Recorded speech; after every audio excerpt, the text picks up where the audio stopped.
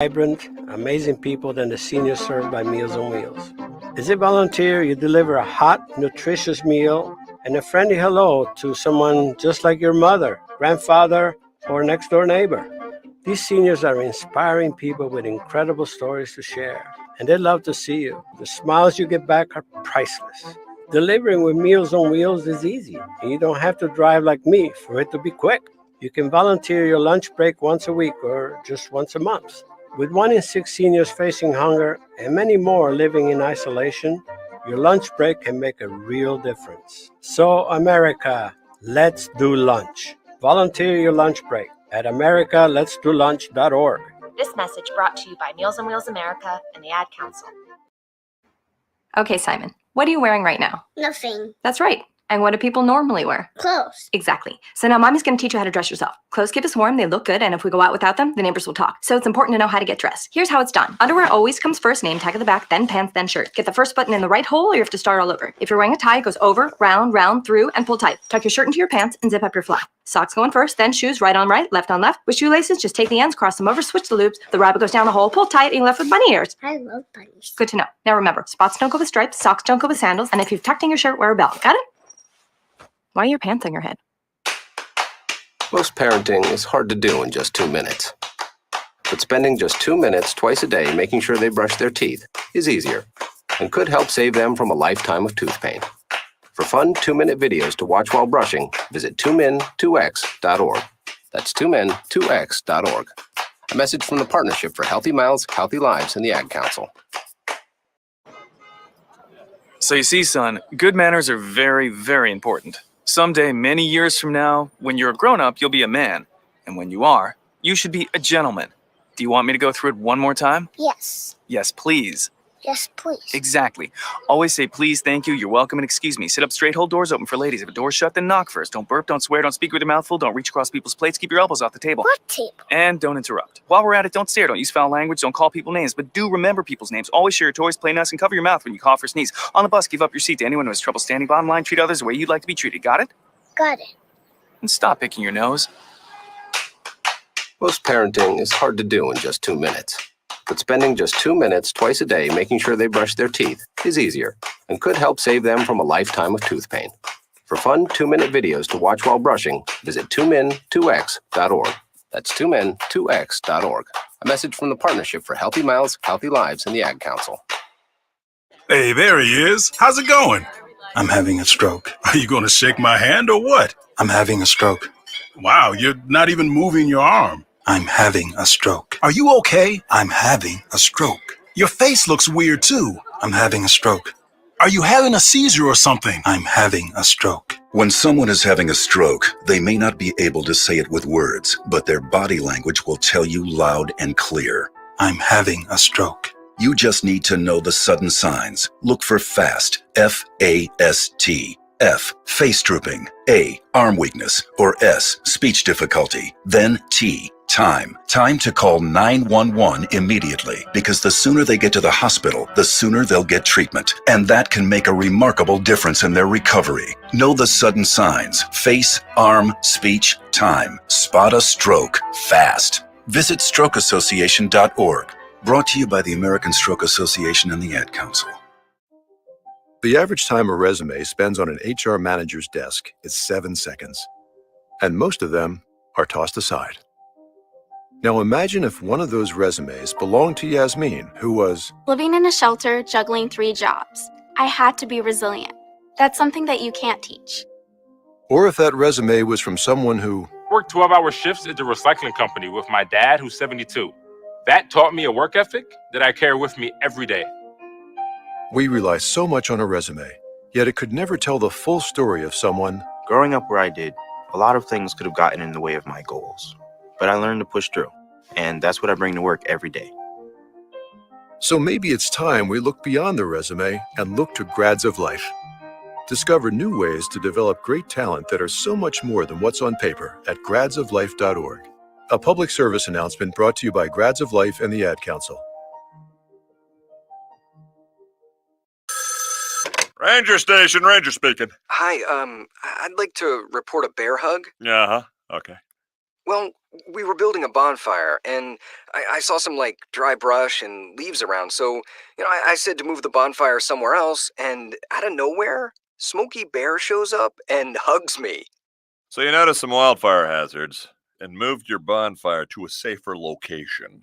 Yeah. Yeah, that's Smokey, all right. He likes it when people help prevent wildfires. It hits him close to home. Not everybody gets the hug, my friend. So that's pretty special to get a hug from Smokey Bear. So it was him. Hey, guys, I told you it was Smokey. Okay, well, congratulations, my friend. And thanks for calling. There are many ways to prevent a wildfire. Learn how you can do your part at SmokeyBear.com. Only you can prevent wildfires. Sponsored by the U.S. Forest Service, Ad Council, and your state forester. Hope you enjoyed your meal. And I just want to say, he's lucky to have a brother like you. Lucky? Caring for my brother is far from easy. Waking up every day, lifting him from the bed to the wheelchair to the car to get him to therapy on time, it's no small task between the doctors and the diagnosis, but nothing can disable this love. This is my big brother, my hero. He's part of me, like my arms and legs, so I'll be his. See, there's no time for tired. This starts again tomorrow. He'll be waiting for me. I wake up for him. I know he needs me, but I'm the lucky one, even though I need help now and then. If you're caring for a loved one, visit aarp.org/caregiving for care guides and community, or call 877-333-5885. Caregiving Resource Center. Support for your strength. Brought to you by AARP and the Ad Council.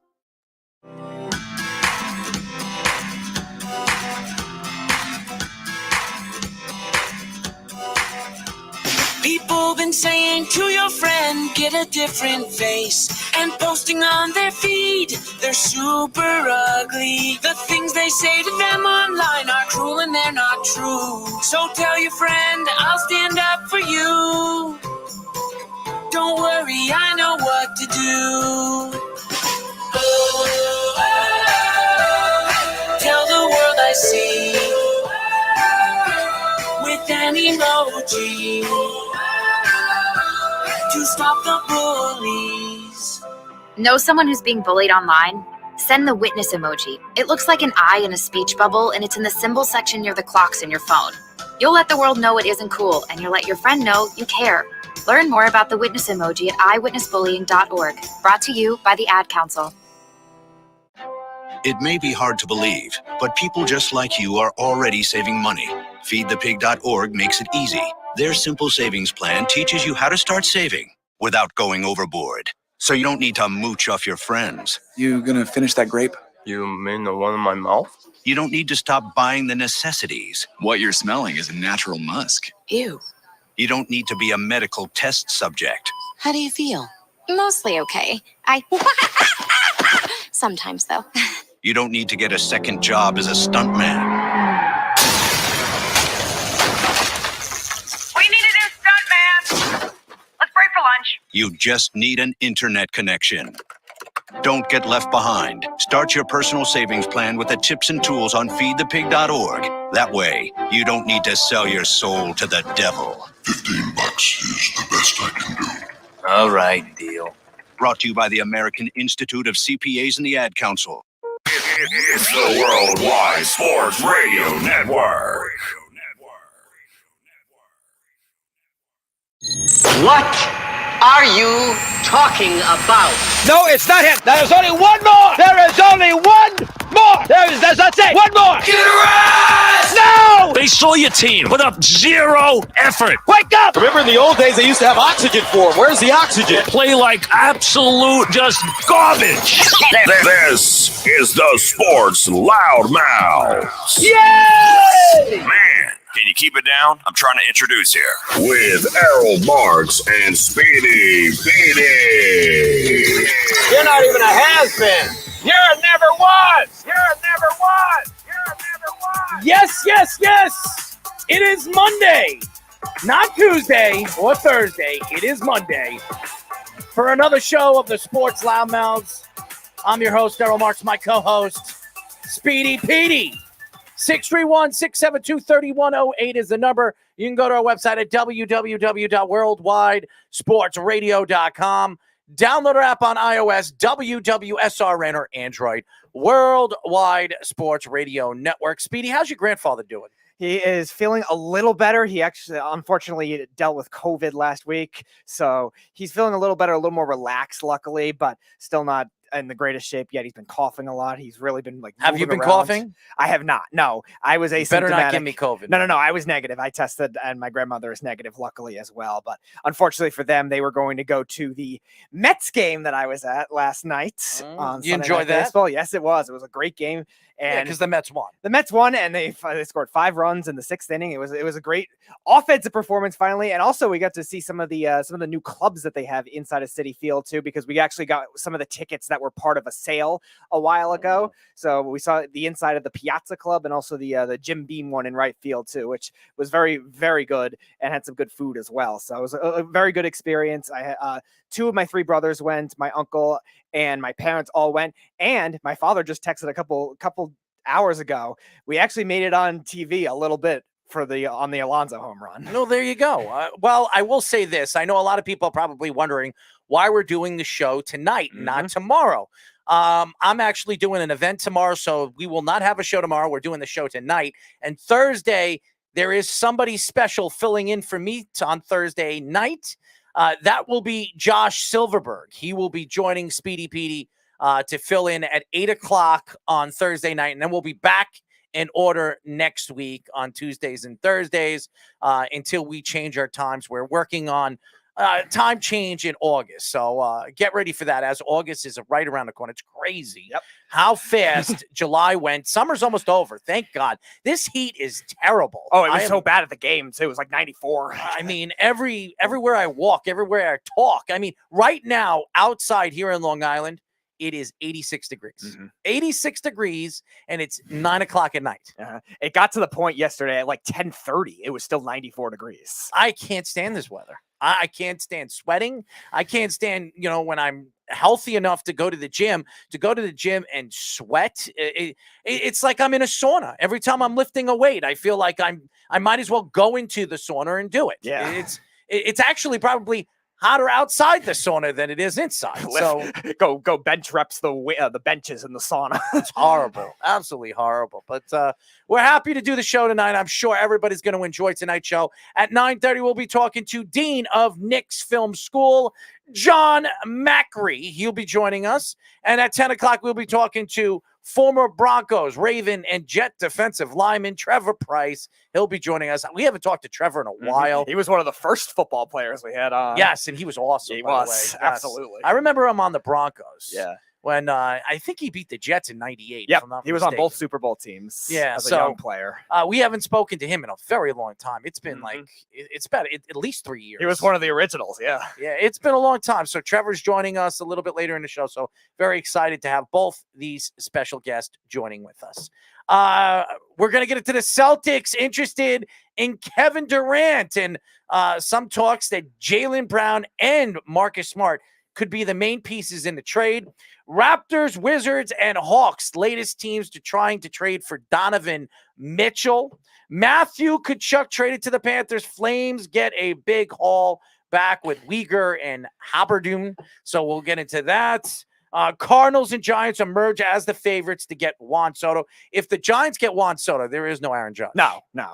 There is no Aaron Judge. So maybe Yankee fans will be very excited to see Juan Soto go to the Giants, because then you can scratch the Giants out of those sweepstakes. Yeah. So I can't see Aaron Judge wanting to go anywhere else but, San Francisco.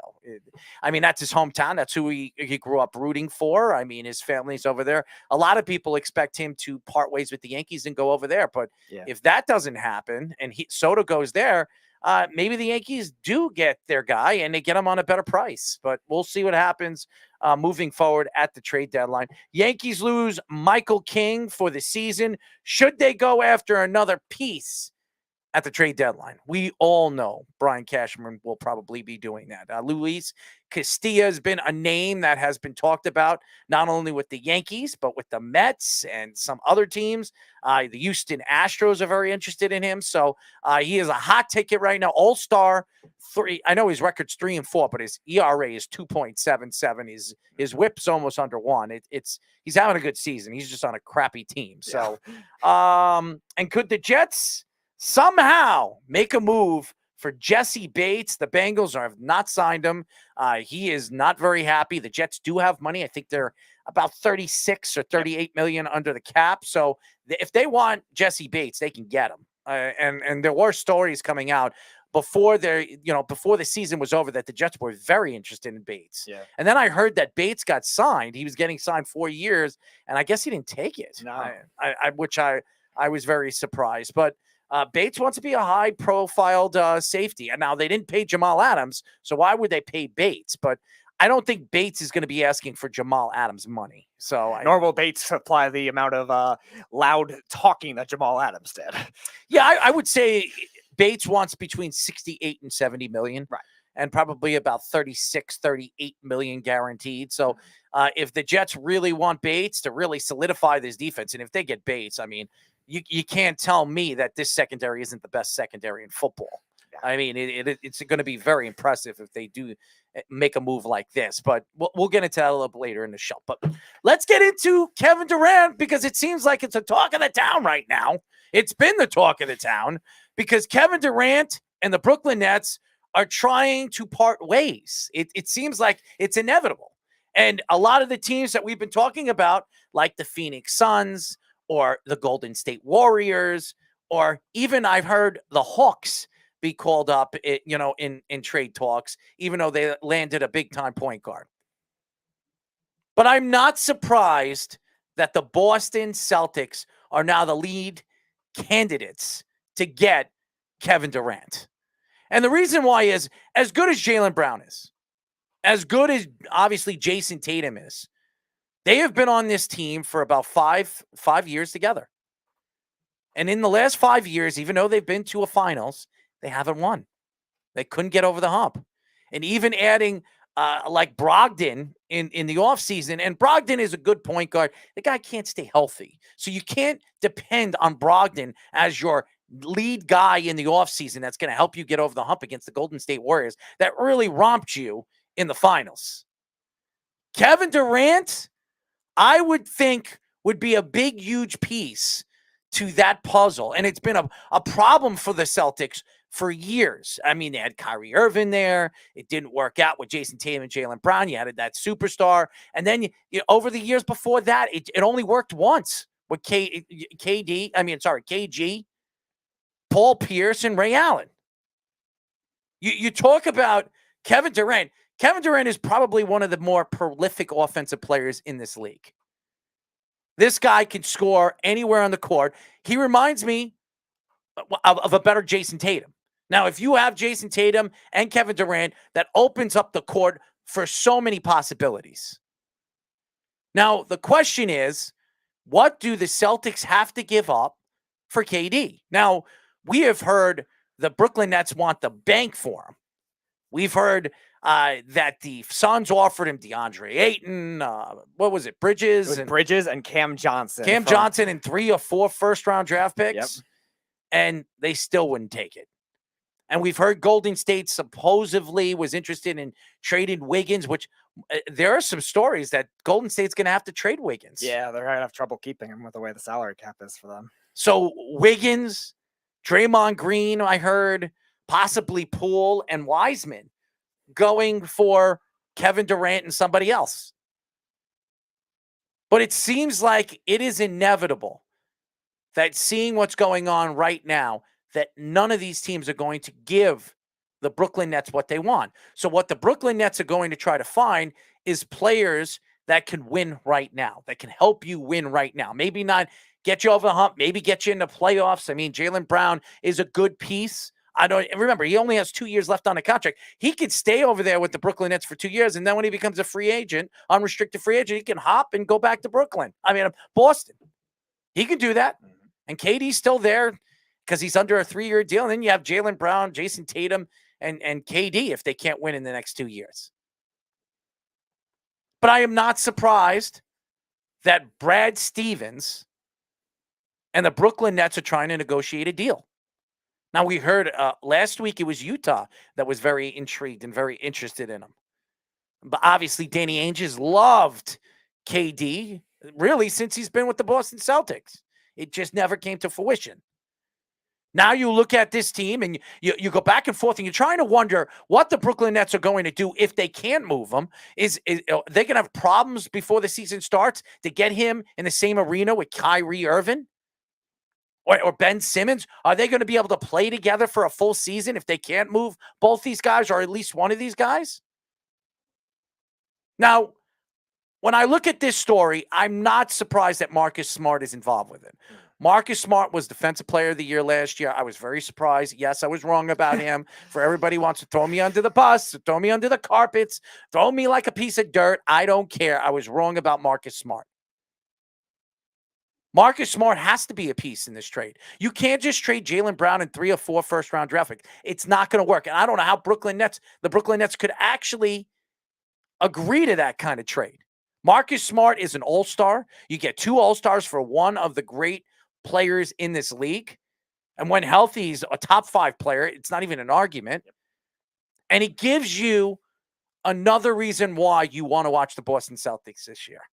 Because the Boston Celtics will definitely be one of the favorites to come out of the East, Speedy. Yeah, it was interesting because I actually thought at the time when he went to Golden State, the Celtics were going to be the lead team for him. And it definitely showed the interest that Danny Ainge had at the time with the Celtics in that identity there. And Brad Stevens, obviously still being the coach there now in GM, definitely should have been one of those guys pursuing him all along. I'm surprised the Celtics rumor really only emerged just now, too, because of all the young talent that they have. Now, I think initially the Nets wanted Robert Williams, and Robert Williams, I think, has the same contract stipulation that DeAndre Ayton does, where he can't be traded until later in because of the rookie rule and all that stuff. So he was out of it. So the next thing the Nets need for defense is a guy like Marcus Smart. So I think it makes a lot of sense for the Nets in terms of what they want, what they're trying to pursue at this point.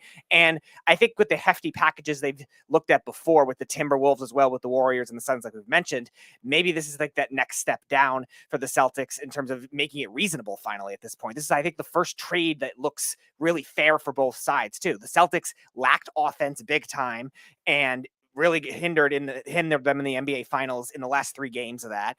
And the Celtics defense, I don't think it'll lose some for sure without Smart, but I said there's still going to be a top 10 unit, I would imagine, with that coaching staff. They still got Williams there. Williams will be healthier for longer. And I think it'll work well for their offense, assuming Durant stays healthy. Now, that's a big question mark at this point in his career, but that's the scorer they need. That's the shooter on his own that the Celtics definitely need to make that next step going forward. I think this is a really fair trade for both sides if that's what they do. It's interesting when you talk about the Celtics and where that organization really is going to go without Jaylen Brown or maybe even Jason Tatum. Now, there were stories coming out that the Nets really wanted Jason Tatum. Sure. And Brad Stevens says he's untouchable. Now, I thought Jaylen Brown was the best player of that team throughout the playoffs. All around, he was the best player for the Celtics. Now, Jason Tatum has, obviously has shown throughout certain playoff series, especially with the Brooklyn Nets, why he's special. But to me, Jason Tatum isn't Jaylen Brown because he doesn't play two-way basketball as well as Jaylen Brown. Now, I am not a Jaylen Brown fan, as everybody knows. I remember when he was drafted, he was, I think, the 4th pick. He was the 3rd pick. Third pick. You weren't the only one that was surprised. A lot of people were. Everybody was surprised, but he really turned out to be a fantastic player. He fits everything a team was looking for defensively and offensively. He gives you about 22 points, 23 points a game. He gives you a shutdown defender at the perimeter. He can play multiple positions. He does everything right, and he's a good rebounder for a guy his size. Very athletic, by the way. Very athletic. Probably the most athletic on the Celtics. But when you look at this team as a whole, the Celtics aren't going to win. If they were going into the season this year with Jason Tatum and Jaylen Brown again and Marcus Smart, even with Brogdon, I still don't think they have enough. I mean, obviously, everybody knows about Chris Middleton. If he was in that lineup, there was no way the Celtics were going to beat them. Okay? And Chris Middleton will be back this year. The question is, how healthy is he going to be? He's going to be 1 year older. And the Bucks are still fairly young, and they have arguably one of the best players in the league in the prime of his career. So I don't think the Bucks are going anywhere. But with the Brooklyn Nets. The Brooklyn Nets are trying to find the best way where they can contend this year or even stay as a playoff team this year and not worry about losing Kevin Durant and really taking the press and being attacked by the press throughout New York State.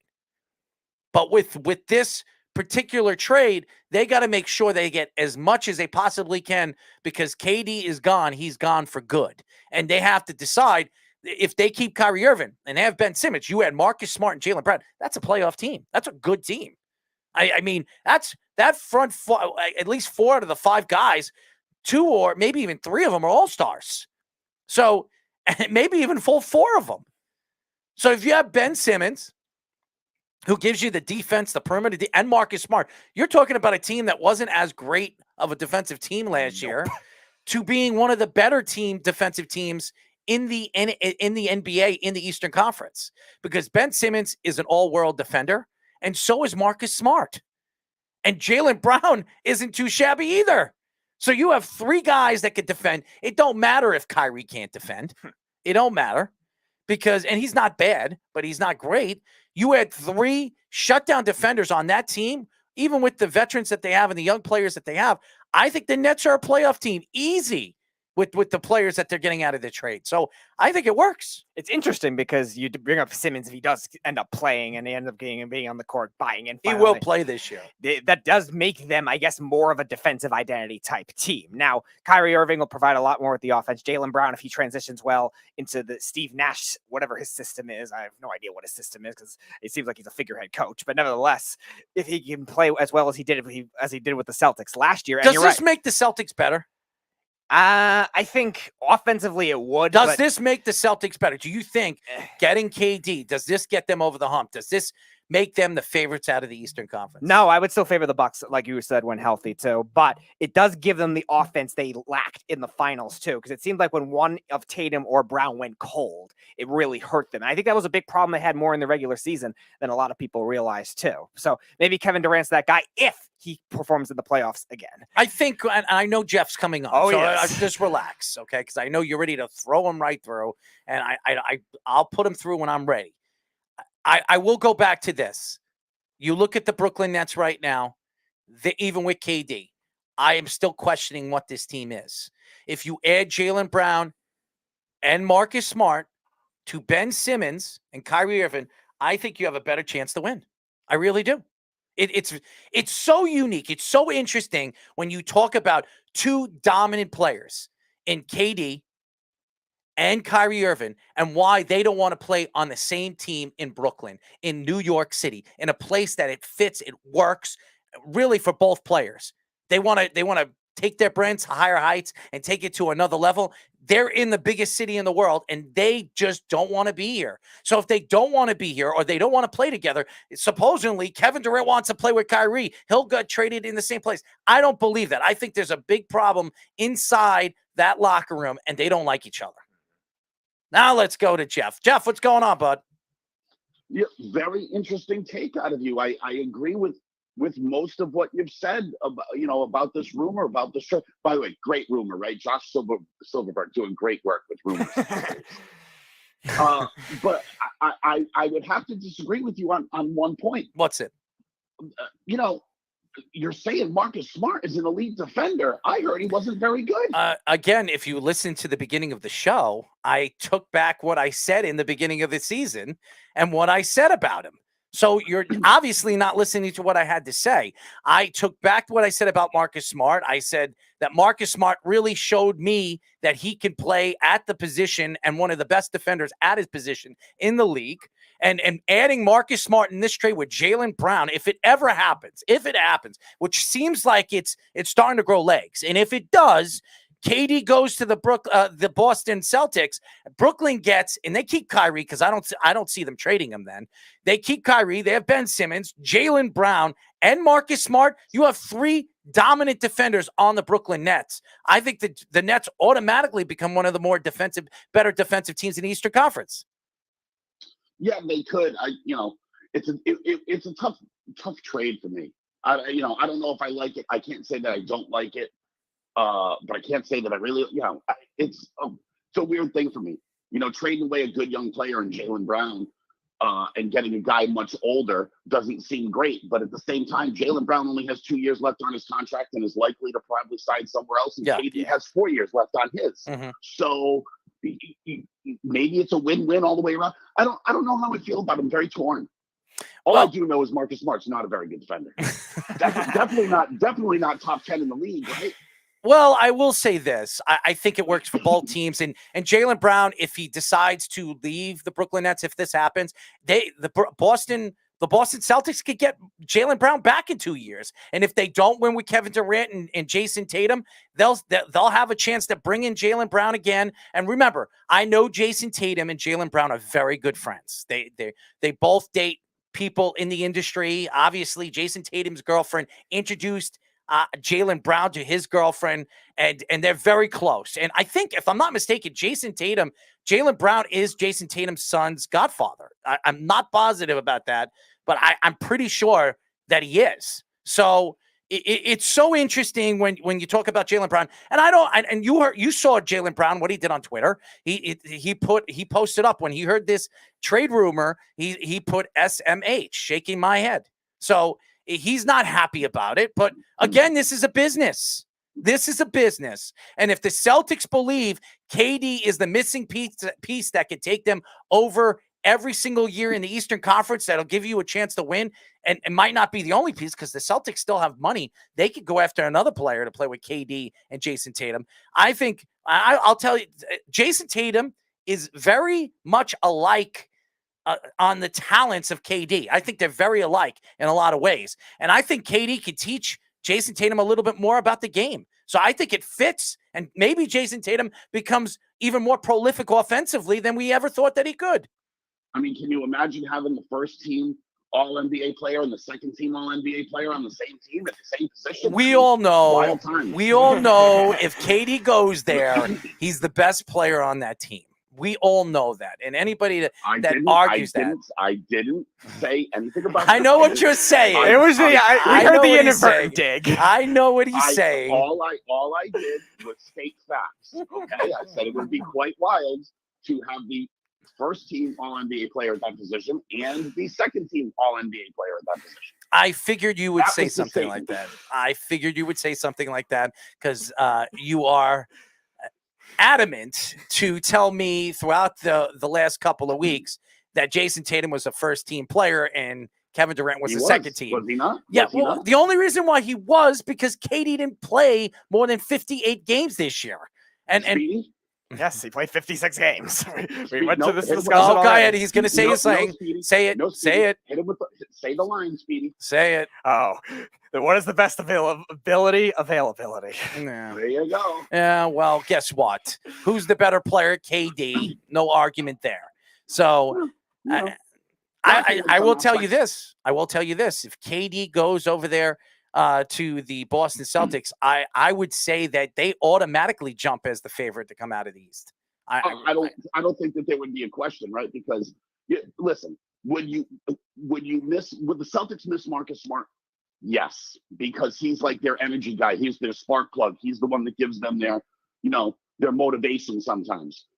On the other hand, they may not defensively, but certainly offensively, they would have upgraded this offseason in getting Malcolm Brogdon if he stays healthy. And I don't want to hear about health and have you knock Brogdon's health after you're building KD up after he missed all of his games. So you can't have that one both ways either. Brogdon is probably an upgrade over Marcus Smart. And you'd have to say KD would be an upgrade over Jaylen Brown. I mean, as far as right now goes, maybe not in the future. Maybe Jaylen Brown could blossom into a terrific player in his own right and things like that. I would say that they would have upgraded. I think they definitely upgrade. If you add KD to that team, you are absolutely taking offensively a boost up. I mean, Jaylen Brown's a good player. Marcus Smart's a good player. KD is an all-world player. He's still an all-world player. Top 5 player. He was an MVP candidate last year before he got hurt. He was averaging 28, 8, and I think 6 or something, or 5. He was having his best passing season. He was playing, and defensively, he was all-world last year when he was in the lineup. So he was... I think the real benefit for the Celtics in the trade was if you if you look at how the playoffs like shook out last year, right? Mm-hmm. When you watched any team doesn't matter. If you watched Milwaukee and the game was on the line, the ball went to Giannis. If you watched, I don't care, Golden State, it's going to Steph. If you watched the Heat, the ball's going to Jimmy Butler when you need a basket. The Celtics didn't really have a guy that can definitely go get you a bucket when you need one. Right. And that would change if they had Kevin Durant. Oh, absolutely. He's a closer. He's one of the best closers in the NBA. That's all that was lacking last year, because there was a lot of questions last year. Like, okay, 2 seconds left. Who's getting the ball? Is it going to be Brown? Is it going to be Tatum? Is it going to, are they going to pass the ball to a third guy? Because Derek White was hitting shots. Right. And some of the other guys were kind of stepping up. So, there was that question, who's the go-to guy? And they kind of didn't really have one. It would change that narrative. They'd be like, 5 seconds left, throw to KD. He's going to make a bucket. He can get to the bucket whenever he wants.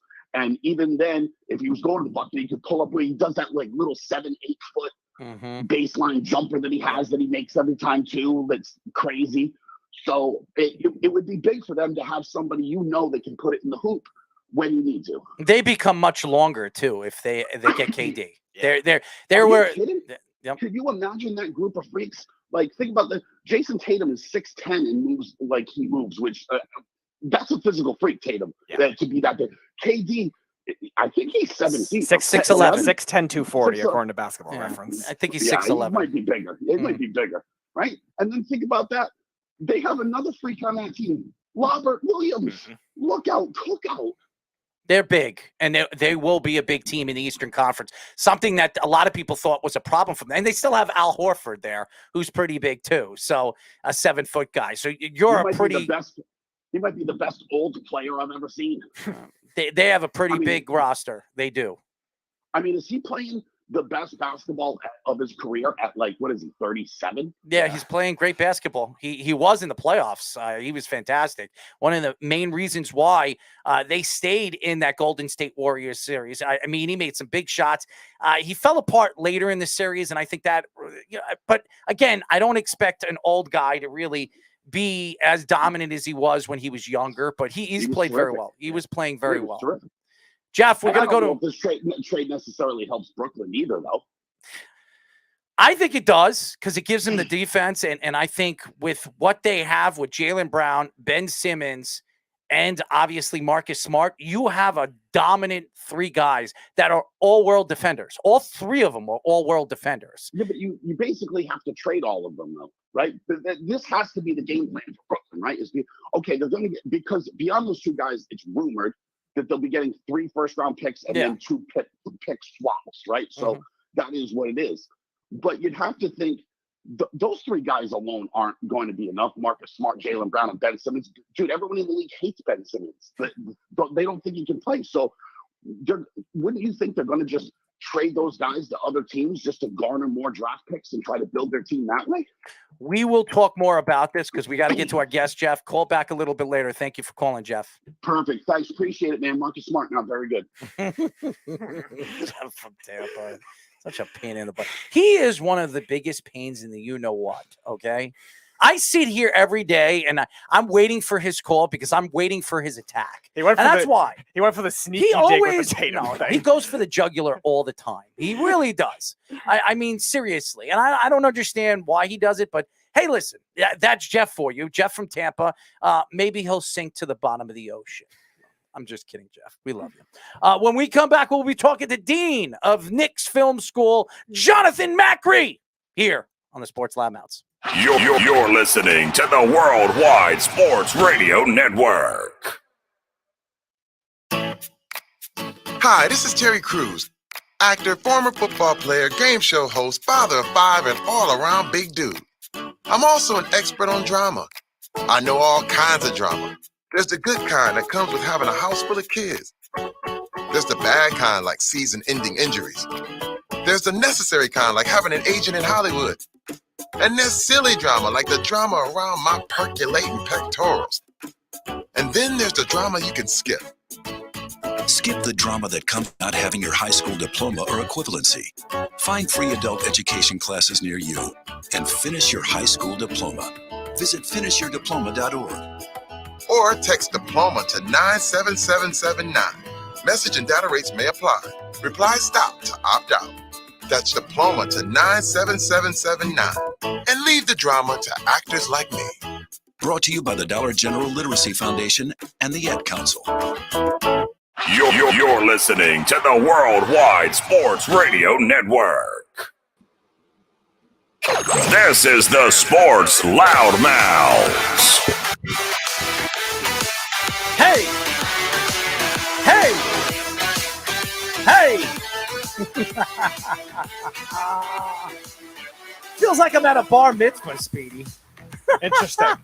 Never would have thought I would have heard that word on this show. 631-672-3108 is the number. You can go to our website at www.worldwidesportsradio.com. Download our app on iOS, WWSRN, or Android, Worldwide Sports Radio Network. Knicks Film School. Must be Friday night every night. I was laughing at that. Thank you, Carl. Yes, Carl. Thank you, Carl.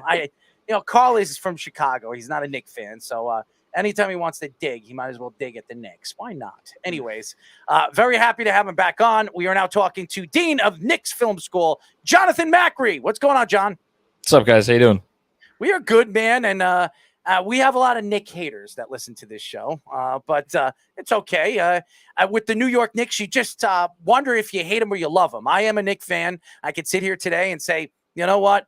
Maybe we could say Mazel Tov if they actually land the player they've been really gunning for since the beginning of the offseason in Donovan Mitchell.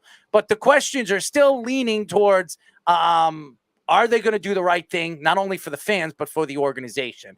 So before we get into that, how are you? How's your family doing since COVID? Oh, we're good. Yeah. My wife and girls got it a few weeks ago, but nothing crazy. All things considered, what are we, 2.5 years into this mess? I'd say we're making out fine. Thanks for asking.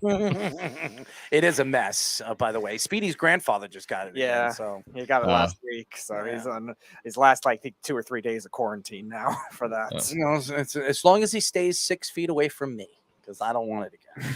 Almost. Yeah, but anyways, let's get into this Donovan Mitchell saga, because it's been a saga for the New York Knicks. We all know Allen Houston and Julius Randle and Worldwide Wes went to that Dallas and Utah game, and everybody was talking about it, how the Knicks shouldn't have done that. They should not be breaking new NBA rules and all that crap. Jalen Brunson signs with the Knicks, takes the lesser contract, and decided not to stay with Dallas. And now all of a sudden, Donovan Mitchell becomes the Knicks become the lead team to get Donovan Mitchell. Not surprising. What's going on with this? Is this going to ever end? Are the Knicks the lead team to get him now? Or is it going to be the Hawks? Or is it going to be, I don't know, the Wizards or the Raptors that we're hearing now? This is going crazy, and I'm getting crazy. I don't know. I can't even express myself anymore with this. It's getting me so out of shape with this.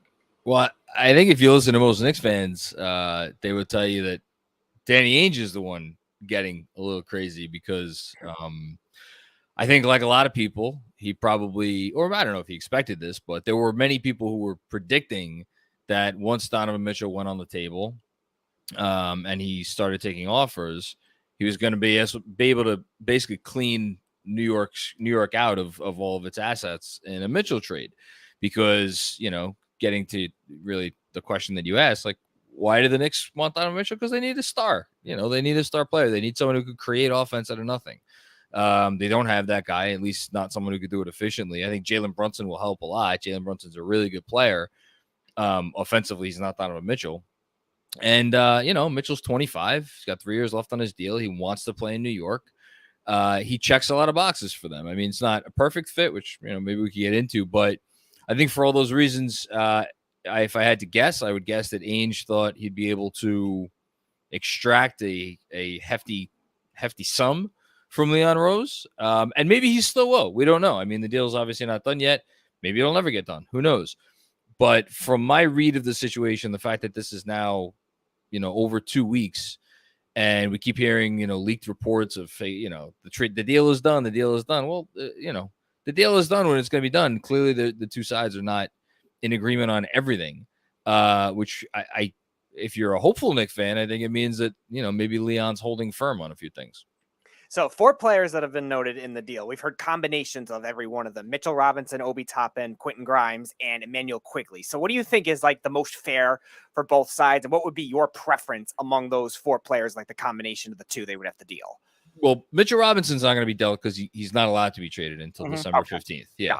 Because he just signed a new contract. There were some reports that Utah had initially asked for him and RJ Barrett. I'm assuming that was before free agency and before Mitch agreed to a new contract. So, but of the other 3 that you mentioned, Obi, Quigley, and Grimes, I think that's the most interesting conversation going on right now, because I think there's arguments in favor of why the Knicks should hold on to each one of them at all costs, and I think there's arguments for why perhaps the Knicks, one of them should be the player that goes out in the deal. I mean, ultimately, there's 2 sides to this, and it's going to depend on what Utah wants. It seems as if the Jazz want Quentin Grimes for a couple of reasons. One, I think he's the easiest fit, not only on Utah, but on any team in the league. I mean, he's a 3-and-D guy who could do some other stuff on the offensive end.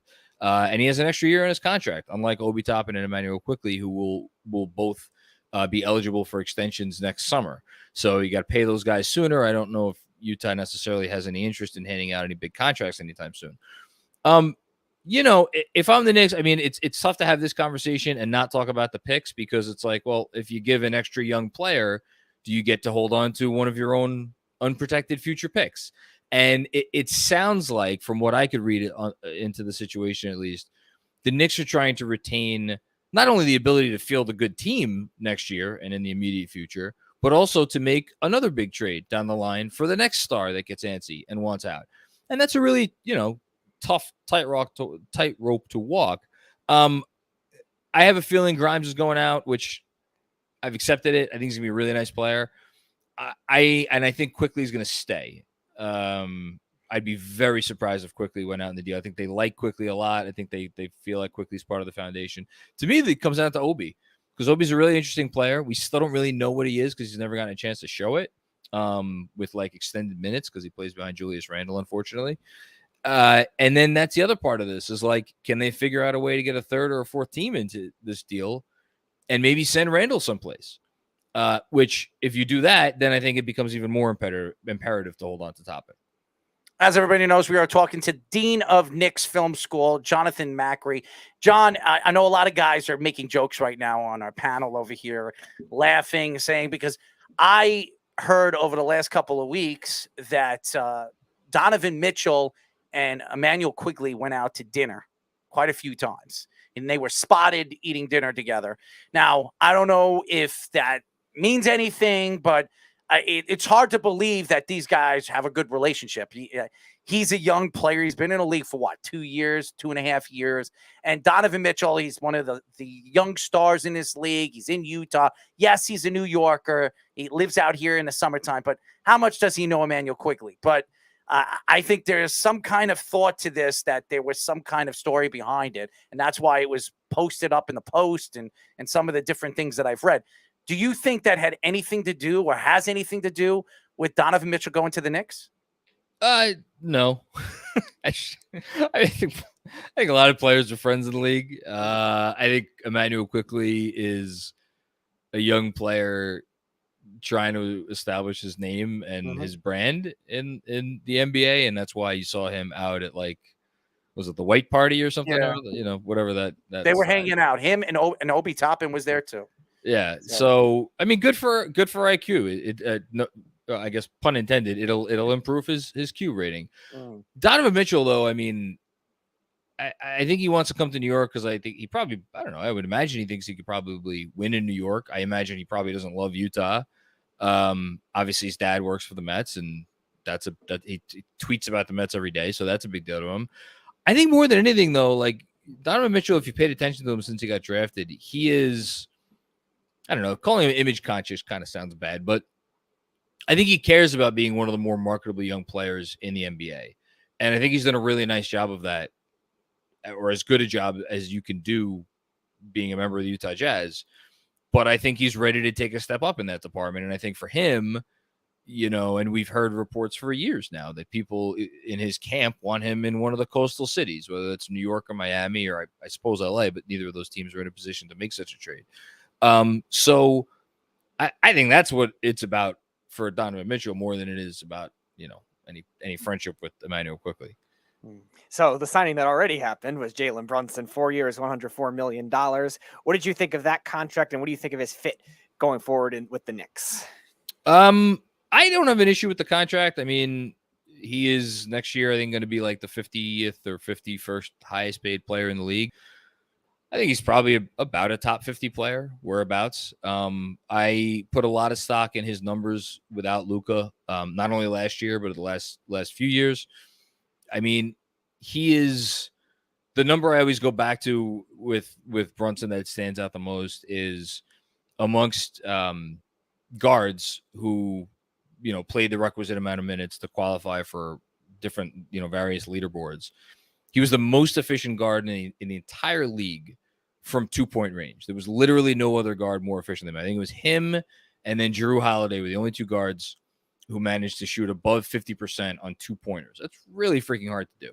He is a maestro inside the arc. Now, he's not a perfect guard, which is why you could get him for 25 and not have to pay him a max deal, because he's not he could shoot the three, but he's not someone that's going to give you a lot of perimeter gravity. He even, the biggest thing that I hope changes in the coming years, I hope he gets a little bit more comfortable taking spot ups, because that'll make his role as an off-ball player a little bit easier.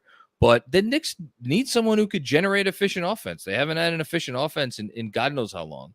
And at the end of the day, not that Tom Thibodeau is the most creative offensive mind, he's someone that leads into the strengths of his players on offense. 2 years ago, he did a great job of it with Julius Randle. Last season, no one was particularly good, and the offense stunk. So I think if you give Tibbs a guy who has legitimate strengths on offense, the nice thing about Tom is he'll figure out a way to use that player effectively. Again, I don't have an issue with the contract. As far as the fit, I think the fit, if you're projecting it with Donovan Mitchell, yeah, it's a little small, but, Mitchell just needs to try on defense. If he tries on defense, I think he's going to be fine. And Jalen Brunson, that's one issue that you're never going to have with him. He always gives maximum effort. He's going to be limited because of his height, but that's a first world problem. And Knicks fans, we don't have many of those. So, John, there are stories coming out that the Knicks they've reached out to the Chicago Bulls. They offered Julius Randle and Nicole Vucevic, I'm sorry. Vucevic is a name that the Knicks are very interested in. And I don't know what it means. Does that stop them from possibly making a move for Donovan Mitchell? Maybe they get both of them. Is there some kind of is this a true story? Is this actually going to happen, or it's just a rumor? I haven't heard it. So really, it's been all over Twitter today that the Knicks reached out to the Bulls, and actually the Bulls are interested in possibly trading Vucevic. I always mess up his name, by the way. If the Vooch trade, I'll say was there it is, Vucevic. It's called Vooch. It's easier that way. Vooch, I like that. Vooch. It was a crappy trade the minute they made it, and it was made to look worse when they went out and got DeMar DeRozan, who's not exactly known for his defense. Yeah. And Vooch is he's not the shooter that people perceive him to be.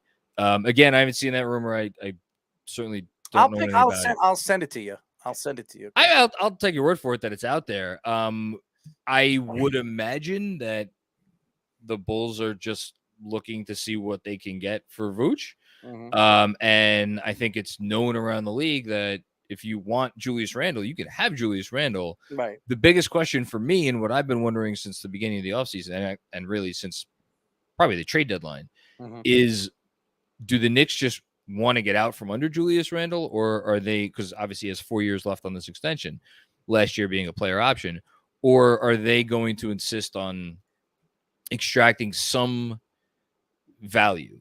Now, the Knicks obviously don't need Nikola Vucevic. He is not a player that I would imagine Tom Thibodeau would be thrilled to take on. And, like we just said, they just signed Mitchell Robinson. They are not paying Mitchell Robinson $17 million next year to be a backup, especially when they just paid Isaiah Hartenstein $8 million to come in and back up. Well, maybe maybe you move Mitchell Robinson to the 4. I mean, obviously they could do that. They could not do that. That would be very foolish. Why? Why would it be foolish? Mitchell Robinson at the 4. He's athletic. He's very athletic. He could defend multiple positions. I mean, the Knicks haven't gotten points at that position. Besides Julius Randle before that, Carmelo Anthony was the last guy that gave him points at that position. The Knicks have never really, they've always been, over the years, they've gotten it from their big man, Patrick Ewing. And after Patrick Ewing left, they got it from the perimeter. They got it from Allen Houston. They got it from that. Over the years, it took him a while. And by the way, when Carmelo came to the Knicks, he was a 3. He wasn't even a 4. They moved him to the 4, and that's when he had his most success. Yes. I don't know about that. That KP guy gave them some points. 1 year, then he got hurt. Zach, Please, that KP guy. By the way, how is KP doing right now? Not too great. Zach Randolph was pretty good 4 when he was here. I'm sure. That was a while ago too. That was David Lee was pretty good 4. You're actually now making me think it's probably been their most successful position over the last. You think that was the most successful position? I think. Well, it's not a high bar because they've sucked. No, I think the 3. I think the 3 has been their best position. I mean, maybe if you really could, their 2 is pretty damn good too. I mean, if you look at it over the last couple of years, I mean, Allen Houston was a pretty good 2. I mean, it's been a few years. Yes, suited I would say if you have to incorporate Allen Houston, you have to incorporate Zach Randolph. RJ Barrett to 2, 3. That's where he's. Well, he's been. I mean, he's become. I think we're getting a little off track. The point is Mitchell Robinson is a center. The Clippers. Is he a starting center in this league? That's the question. Well, if you paid him $15 million a year, the Knicks have paid a lot of people a lot of money over the years. They're still paying coaches that are not part of the team anymore, and GMs and presidents. And they just finished paying another. Doesn't really matter where they center. throw the money. It really doesn't matter. James Dolan knows how to open up his pockets. Everybody hates him, but they just finished paying another overpaid center too. Who's that? No.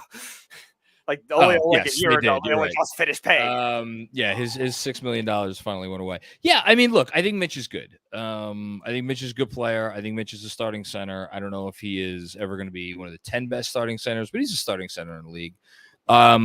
The guy they just signed to be his backup, Isaiah Hartenstein, the Clippers experimented with him. Not experimented with him. They used some lineups with him and Serge Ibaka, where Ibaka was like the nominal 5 last year in LA.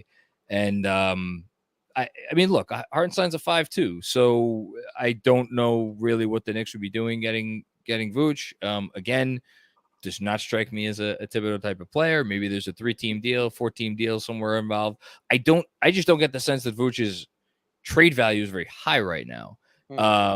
So it would seem just like 2 teams exchanging one problem for another, but who knows? So you're talking about Julius Randle in reference to the other trade with Vucevic and also with Donovan Mitchell, potentially if they have to shed that extra salary cap. Is there any other separate trades that you've heard that you might be intrigued by if they do end up moving Randle in that case? Because if they do bring in Mitchell with the money situation? Yeah, I mean, the money in terms of getting Mitch or getting Donovan Mitchell, it doesn't have to be Julius Randle, and we've heard reports that the Jazz want nothing to do with Julius Randle's contract because, again, it has 4 more years. They don't need Randle's salary to go out in that trade. They could do it with Fournier and some other stuff. They could do it with Rose and some other stuff. They could do it with Fournier and Rose if they want. There's lots of ways to do that deal. I think the bigger reason that they may be looking to move on from Julius Randle if they get Donovan Mitchell is it just, to me, and I think to most people, it doesn't make a whole lot of sense just on the court because that's between Donovan Mitchell, Jalen Brunson, RJ Barrett. You have 4 guys who, whether or not they need the ball in their hands, they certainly want the ball. And then Julius Randle, obviously, he's shown himself in his time in New York to be a guy who very much wants to operate with the ball in his hands. He's also not any kind of a spacing threat, at least not how he shot it last year. So if you're looking to move on from him, what are some other options? I mean, the Russ situation in LA is interesting to me. Don't do that. Well, they wouldn't be trading for Russ to play him. They would be trading for him to buy him out. Mm-hmm. And it would just be basically a way to clear the decks. Now, we've heard the Lakers this week turn down an offer of, I think it was Miles Turner and Buddy Hield for Russ when I I'm pretty sure the Lakers were unwilling to even, or maybe they were only willing to include one first-round pick in that trade. So I think that's what it was. So surely the Knicks would be looking to get one of the Lakers' future picks in the process of dumping Randall for Russ. I think it makes more sense as a 3-team deal or potentially even a 4-team deal. And then you just send Russ over to Utah, let them, deal with his salary. And maybe you send one of those Lakers picks over to the Jazz. So it's one less thing that you have to send as the Knicks to get Donovan Mitchell. I think that makes some sense. But there's a reason a lot of these trades usually end up being just 2-team trades, because the more teams you get involved, the more complicated it gets, the more things that can go wrong. As everybody knows, we are talking to Dean Knicks Film School, Jonathan Macri, and it's so funny that you said you bring up Julius Randle. Why are the Knicks bringing him as a recruiter? If you're planning, if you get Donovan Mitchell and obviously Brunson, you got one of the guys out of the two. If you get both of them, why were you bringing Julius Randle to recruit these two guys if you're going to get rid of them? It doesn't make any sense. And that's the problem with the Knicks. None of the things that they do, and I love the Knicks. They're one of my favorite sports teams. They never make sense. None of the things they do makes ever any sense. I don't know that they were bringing him as a recruiter. Why would they bring him? He's from Dallas. So we'll bring him. He'll hang out in Dallas, and we're hanging out with Worldwide West and Allen Houston. He's talking to both players after the game, and I look pretty much recruiting to me. I mean, I'll say this: I've been very curious. Again, I kind of referenced this already. What their stance towards Julius Randle is since the season ended, because he obviously was a disaster last year. And why do they say he was a disaster? He averaged 20 and 10. He wasn't that bad of a disaster. I mean, he wasn't as efficient as he was the year before. Well, he was the least efficient high volume player in the sport of basketball. Okay. But it wasn't that bad. I mean, 20. No, it was actually that bad and worse than that bad. Yes. Really? So yeah, I mean, I don't know, were they bringing him along so it didn't look as bad that they were, blatantly watching a game between Jalen Brunson and Donovan Mitchell? Maybe, I don't know. It doesn't really matter to me. Julius Randle is not. To me, it's a matter of it's a matter of when, not if they get rid of him. I think at some point he's not going to be a member of the team anymore. It's just a matter of if they prioritize trying to get some value for him right now, or if they're, like I said, just trying to get out from under the contract. We'll see. So is there any other targets that you've heard for the Knicks in terms of maybe even other trades they can make, because Donovan Mitchell's the main one too, with these other role players or depth that you've heard in this offseason? No, I mean, Melo's the one you always hear. I mean, he's still out there. I think there's a world where if they do find a new home for Randall, or even and I don't want to think about this because I like Obi Toppin a lot. If they have to give up Obi Toppin in the Donovan Mitchell trade, in either of those scenarios, you're looking potentially for a backup four. Is Carmelo Anthony the best backup four in the world? No. But, I mean, look, you're not winning a championship next year anyway. You could do worse things than, bring him back for a retirement tour of sorts to play 10, 15 minutes a game off the bench and provide some spacing at that position, which he could still do. That is the one thing Melo could still do. He could still provide spacing. He shot the lights out of the ball in LA last year from 3-point range, at least. So other than that, I think it's just coming down to Mitchell. And then if they get involved with the Russ thing, and then, you see if Melo's back, but they're, they did their work, I think, already. Obviously, Mitchell trade aside. Just so you know, I'm not a big Julius Randle fan, but for anybody to say a guy that averaged 20, 29, and 5 last year, his field goal percentage was a little bit over 40%. His 3-point as a power forward, he was averaging over 30% at the 3-point line, and his free throws were at 76%. Those aren't bad numbers. I wouldn't say, oh my God, it was a horrible season.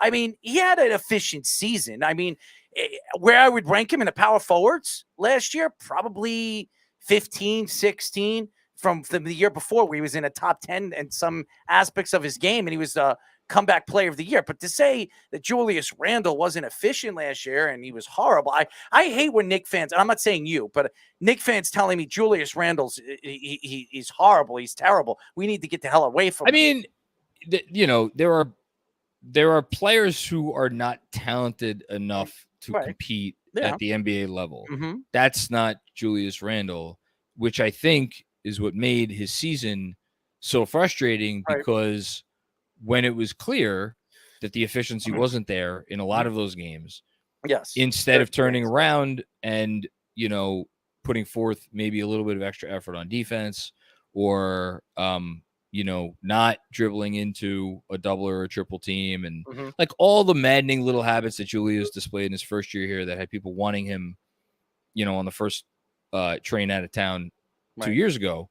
A lot of those habits came back, and the guy who made the extra effort and all the little things that he did to that led to winning basketball during the, the 2020-21 season, none of that stuff happened last year.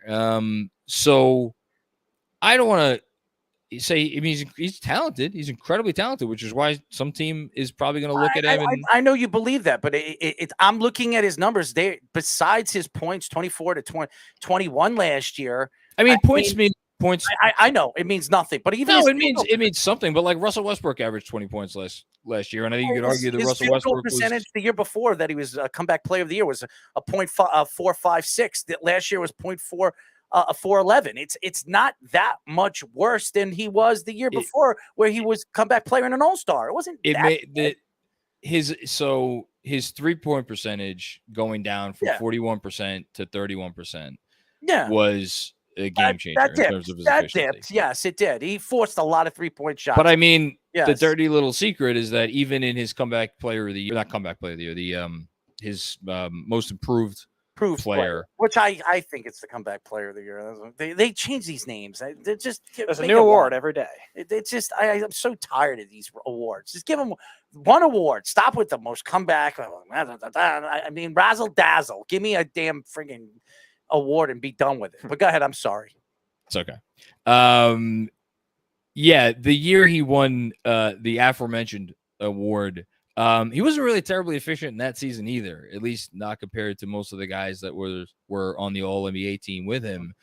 But he got that designation, and he got the MVP votes and the whole thing and all the accolades, because he was very clearly the best player on a Knicks team that, wildly exceeded expectations. And I think his playmaking had a lot to do with that. I think, like I said, his extra effort had a lot to do with that on defense. But, like, he hasn't been a really efficient player. Probably his year in New Orleans, he was somewhat efficient. And then his year in LA, his last year in LA, he was probably his most efficient. It was definitely his most efficient season. But, like, look, here's part of the problem is, we're going into year 9, I think, of Julius Randle. And I think it's still unclear as to what role he can play on a team that is actually competing for a championship. We saw him play a role on a good team, but on a contending team, I think you're probably looking at someone who's going to need to take a step back and be more the third or fourth banana. And it's tough for a guy who can't knock down an outside shot consistently to do that if that player also isn't able to like play center. And isn't able to give you, a lot of versatility on defense. Like they're just, he's a really tough fit, which is why, again, I think the Knicks would like to move on from him, especially now that they've made these other upgrades. It's just a matter of whether they can, find a team willing to take him. Well, John, we really appreciate you joining us. You're awesome. And we want to get you on again. If this Donovan Mitchell thing ever happens, and let's hope as Knicks fans it does, because it'll give the Knicks a little bit of a spark.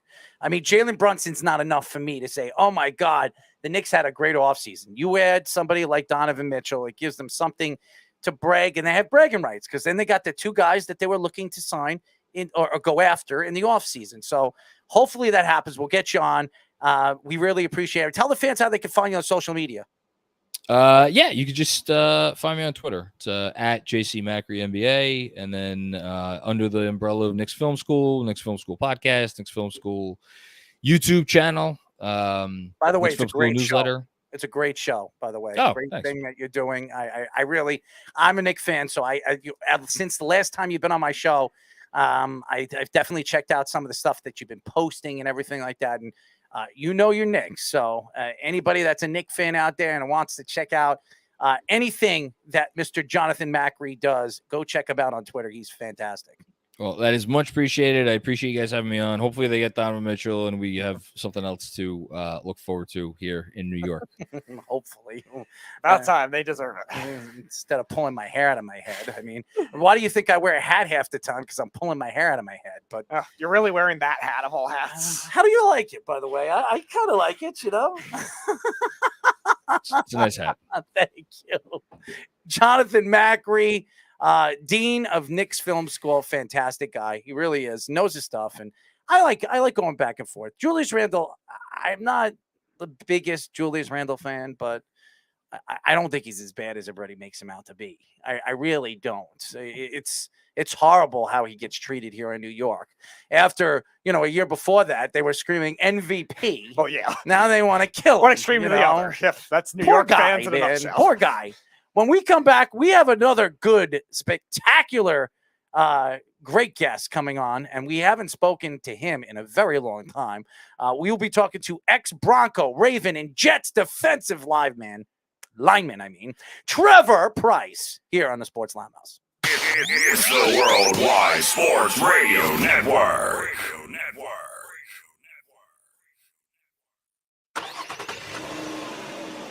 Of course my kid's in the right car seat. Well, I think he is. Yeah, my kid's in a booster seat. He was ready to move up. He is ready, right? Her car seat looks like the right size.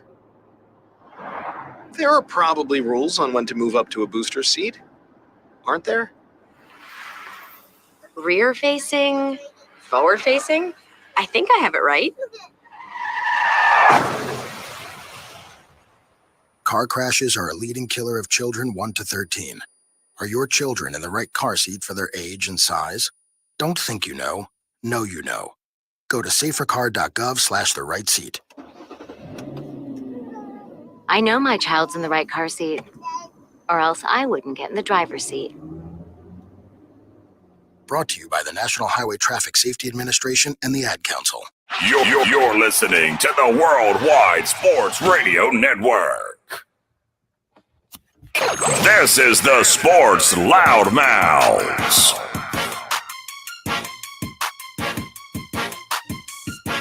We are back, ladies and gentlemen, as you know. This is the Sports Loudmouth. 631-672-3108 is the number. You can go to our website at www.worldwidesportsradio.com. Download our app on iOS, WWSRN, or Android, Worldwide Sports Radio Network. It's so funny. Watching Jeff and Snug on the posts, they have nothing good to say. They've always got something rotten to say. If it's not something that they agree with or they want to attack, they like to dig it. But what do those guys know? They know nothing about sports half the time. And when they think that they do, they call up the show and they piss me off. But this guy never pisses me off, and we're very happy to have him on. We are now talking to ex-Bronco, Ravens, and Jet defensive lineman, Trevor Price. What's going on, Trevor? What's up, man? How are you guys? It's so funny. The last time we had you on the show, we didn't have you on a video chat. We had you on the phone. No. And it's hard to talk to somebody when you go on the phone. You watch the radios, different things on WFAN and ESPN. Everybody has a problem because when you're talking, you're talking into the phone. You can't see the person that you're talking to. And now with social media and the way, things are going in the sports world, now everybody's doing video chats. So we're very happy to have you on, and we can see you now. Oh, good. The there peace you sign. go. I got the peace sign. I see those fingers, man. It looks like they were bent back a couple of times. Yes, buddy. Oh, the bunny. Yeah. Are you Bugs Bunny? Are you gonna be in another like one of those Bugs Bunny movies? What do they call that movie? Space Jam. No.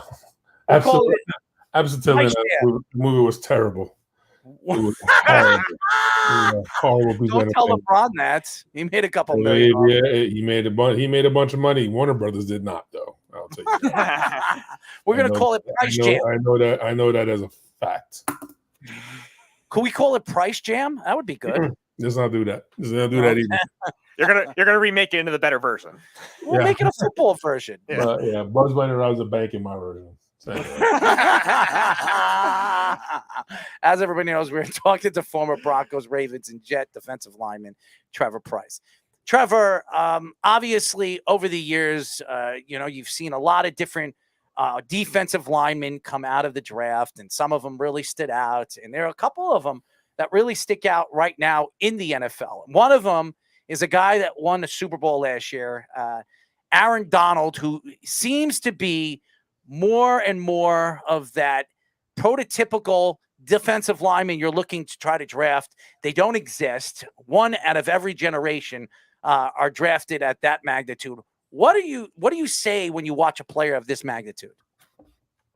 At least from my experience of playing pro football, it's a couple of things. You had to have foresight.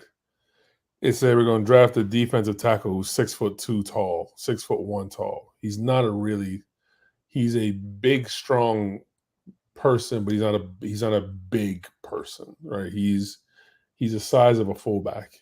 He's the size of some high school fullbacks, right? How many 6'1", 270-pound defensive tackles in high schools are getting recruited in a Division I school? They're just not. You just never know. But he was that good. The other thing is too. I read a thing years ago in Sports Illustrated where the defensive line coach that drafted him, I know, because he was a defensive line coach that everybody knew, Mike Waffle. He's a Navy guy, Army guy, Navy guy. And Mike was like buzz cut, disciplined. He was our coach at the Pro Bowl. He didn't smile. This man Mike came out of a like platoon movie. You know what I mean? No, Mike was that kind of guy. Great guy, you know what I mean? But he was not like that guy. But I read a thing that Mike Waffle, he realized that Aaron Donald didn't need a coach.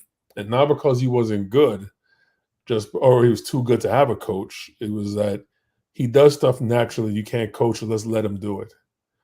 The third thing is that last part.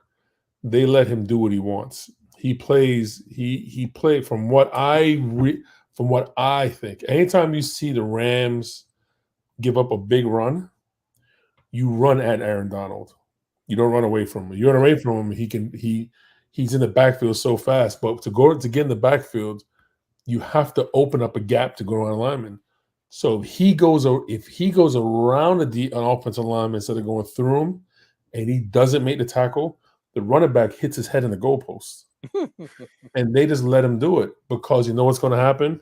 If he does that 10 times a game, he'll affect 6 plays. He'll give up 1 touchdown, he'll get 2 sacks, and the other 7 plays, he will somehow cause the play to fall apart, right? So it is a level of freedom he has. You can watch him. Times he gets in the backfield, and if he doesn't make a tackle, he stops. He literally stops his feet, and he's like, it's not my job. I am back here, and if I don't make the tackle, but he makes such spectacular plays. It looks like when he's out there playing, he doesn't care what the film looks like on Monday, right? He's not going to get a minus because you jumped around a guy in a gap and opened up a big gap and they ran for 12 yards. They're like, hey, line it up again, because the next time he does it, he hits the quarterback in his face. So you have to live and die with that. So there have been people like him in the NFL. Warren Sapp was like him. John Randall was just like that. There's been guys that have been 6'1", that kind of athleticism. We had one at the Ravens. We had one, didn't make the team, but he was like that. We had one in Denver. We had another short defense lineman. He was so fast and so quick, and he was 6 foot tall. And you wind up with these hybrid guys, but the height doesn't matter. Dwight Freeney was like that. He just run upfield every play, and he'd open up a big gap. And if they hit the head in the goalpost on their way down there, fine. But the next time he's going to cause a fumble, and now we get a touchdown. So you have to live and die with that stuff, and that's what it is. I think there are athletes like him in the NFL. There are defensive linemen who are athletes like him, but they don't have that kind of autonomy. Nobody does. I've never seen anything like it in my life. So we've seen a lot in recent years, the interior defensive line, especially in a 4-3 defense, get more prioritized with analytics and next-gen stats because a lot of running quarterbacks can get away from fast guys like off the edge. So do you think that kind of trend will continue where you see these defensive tackles going earlier in drafts than we usually have seen before? Because really it was only the Ndamukong Suh draft that we saw it that early before. Yeah, but he would. Sue wasn't that kind of guy. Sue's not that kind of athlete. That's not that you are comparing apples and oranges. Sue was old school and bump heads with people. Aaron Donald's not trying to wrestle with nobody. He goes around you. He makes you think you're gonna wrestle with him. Then he wipes your hand and it says like trying to block a windmill. You know what I mean? So it's like his hands are consistently spinning like this. And you put your hands out to block him. He slaps your wrist and then he's at the quarterback. I mean, if Spain wasn't tired and had blocked the right way on that last play, Cincinnati wins the Super Bowl. And we all know that. You know what I mean? But he took one step and you're blocking a whirling dervish. So it's not as easy to teach, and you have to get past the analytic parts of size and height, size and weight. You have to get past that part. You have to go, hey, can he hold up? Okay, can he hold up with a double team? Fine. But what does he bring that we? Because what does he bring? What does a player bring that is greater than what he exposes? Because I'm telling you, anytime the Rams give a run, look it up. You run at him. You never run away from him. You always run at him because he will open up. He will open up the defense like a garage door. But then you think he'll do that again, Tom? And so he's hitting your running back before he gets the ball. You know what I mean? So you just got to deal with it. So those guys are hard to find. And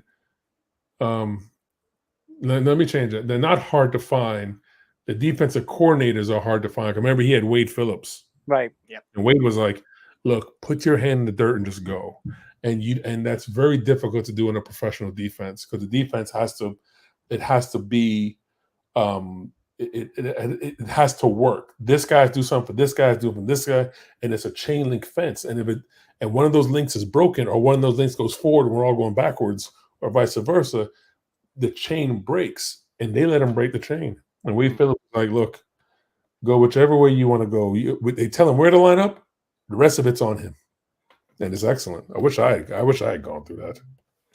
We are talking to former Broncos, Ravens, and Jets defensive lineman Trevor Price.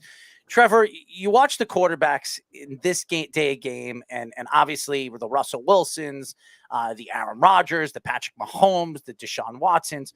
They're the athletic beasts. When you look at the time that you played, John Elway and Joe Montana and Steve Young and some of the, I did not play against Joe Montana. I know, but you know the time, you know that 90s type of game. It's different now, from that time.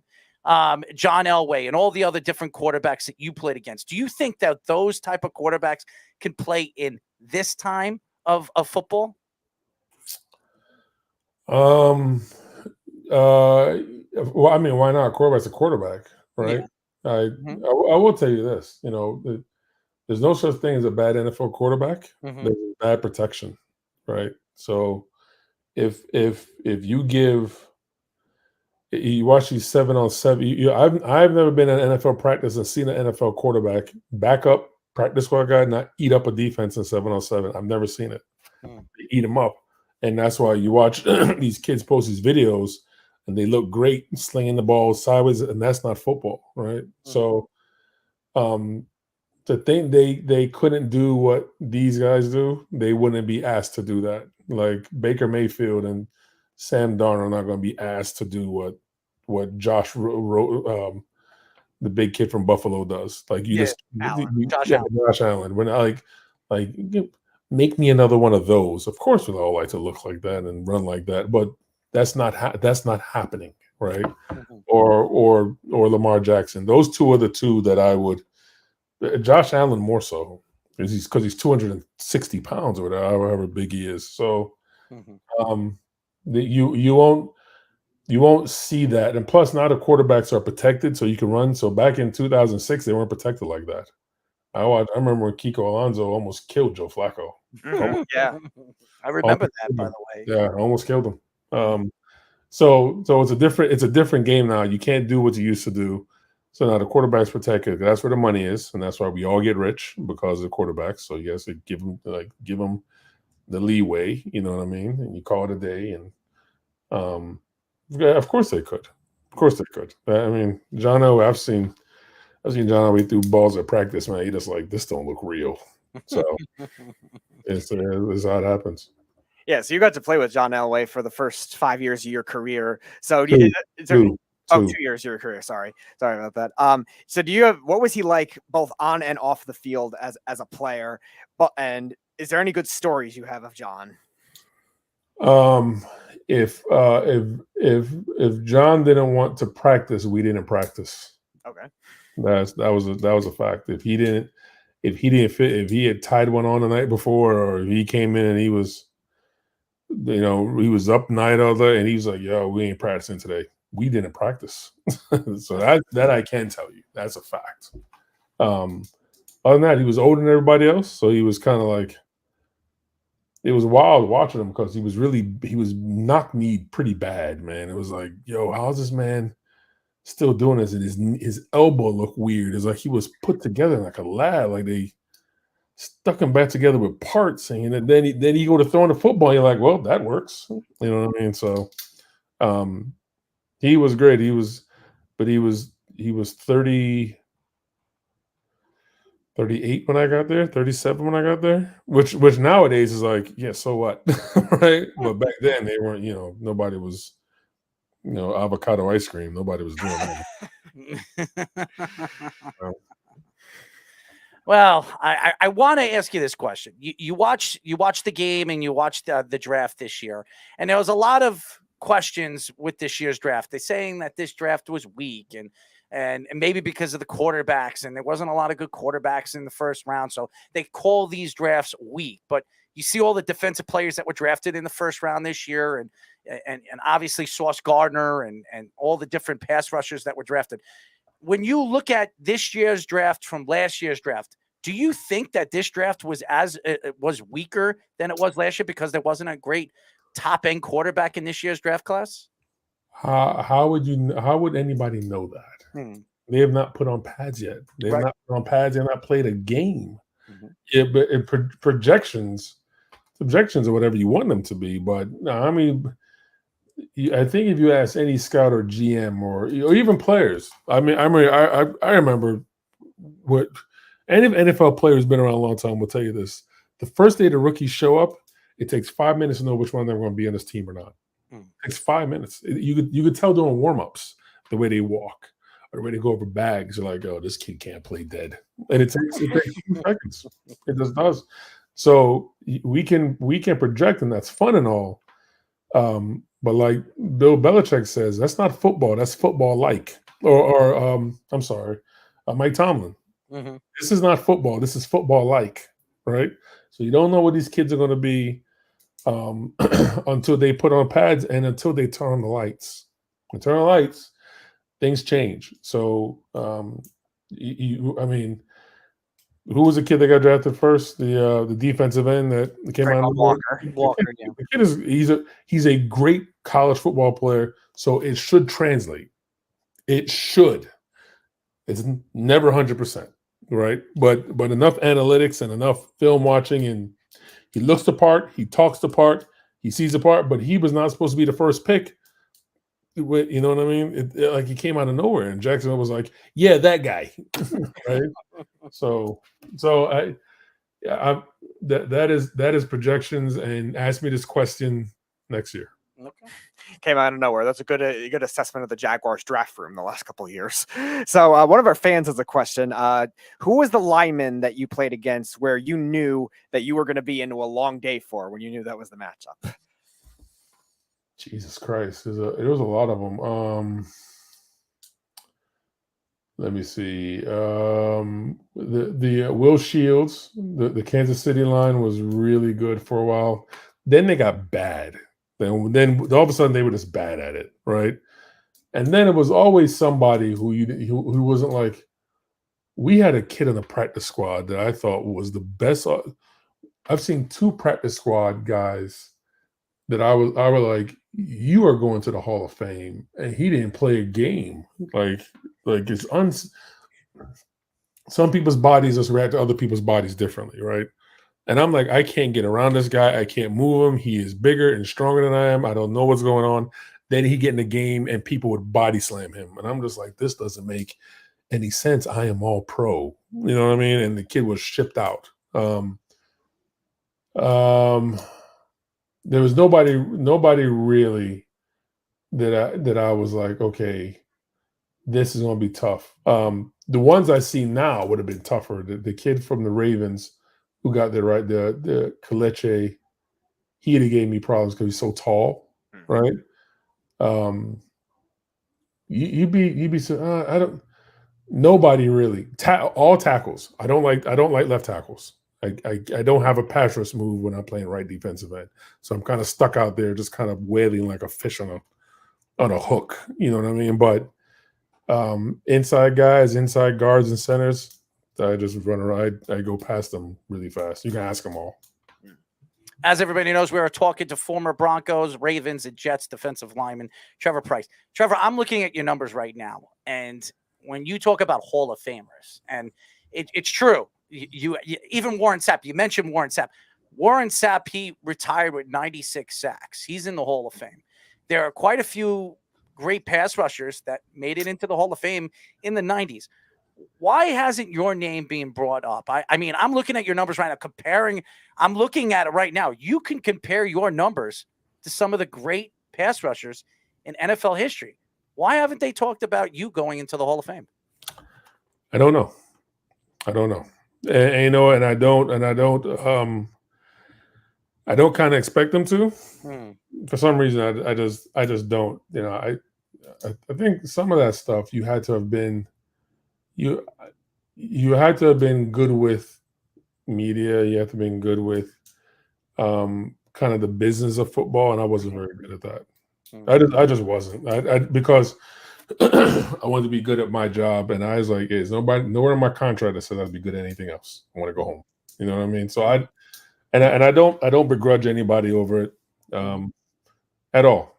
I really don't. And there will never come a time where I'm bandying about for that or that kind of thing. But I believe someday they'll nominate me at some point. They'll be like, "Hey, wait a minute." That guy, Trevor Price, dead? Sacks. Put him up there. Let his son do it.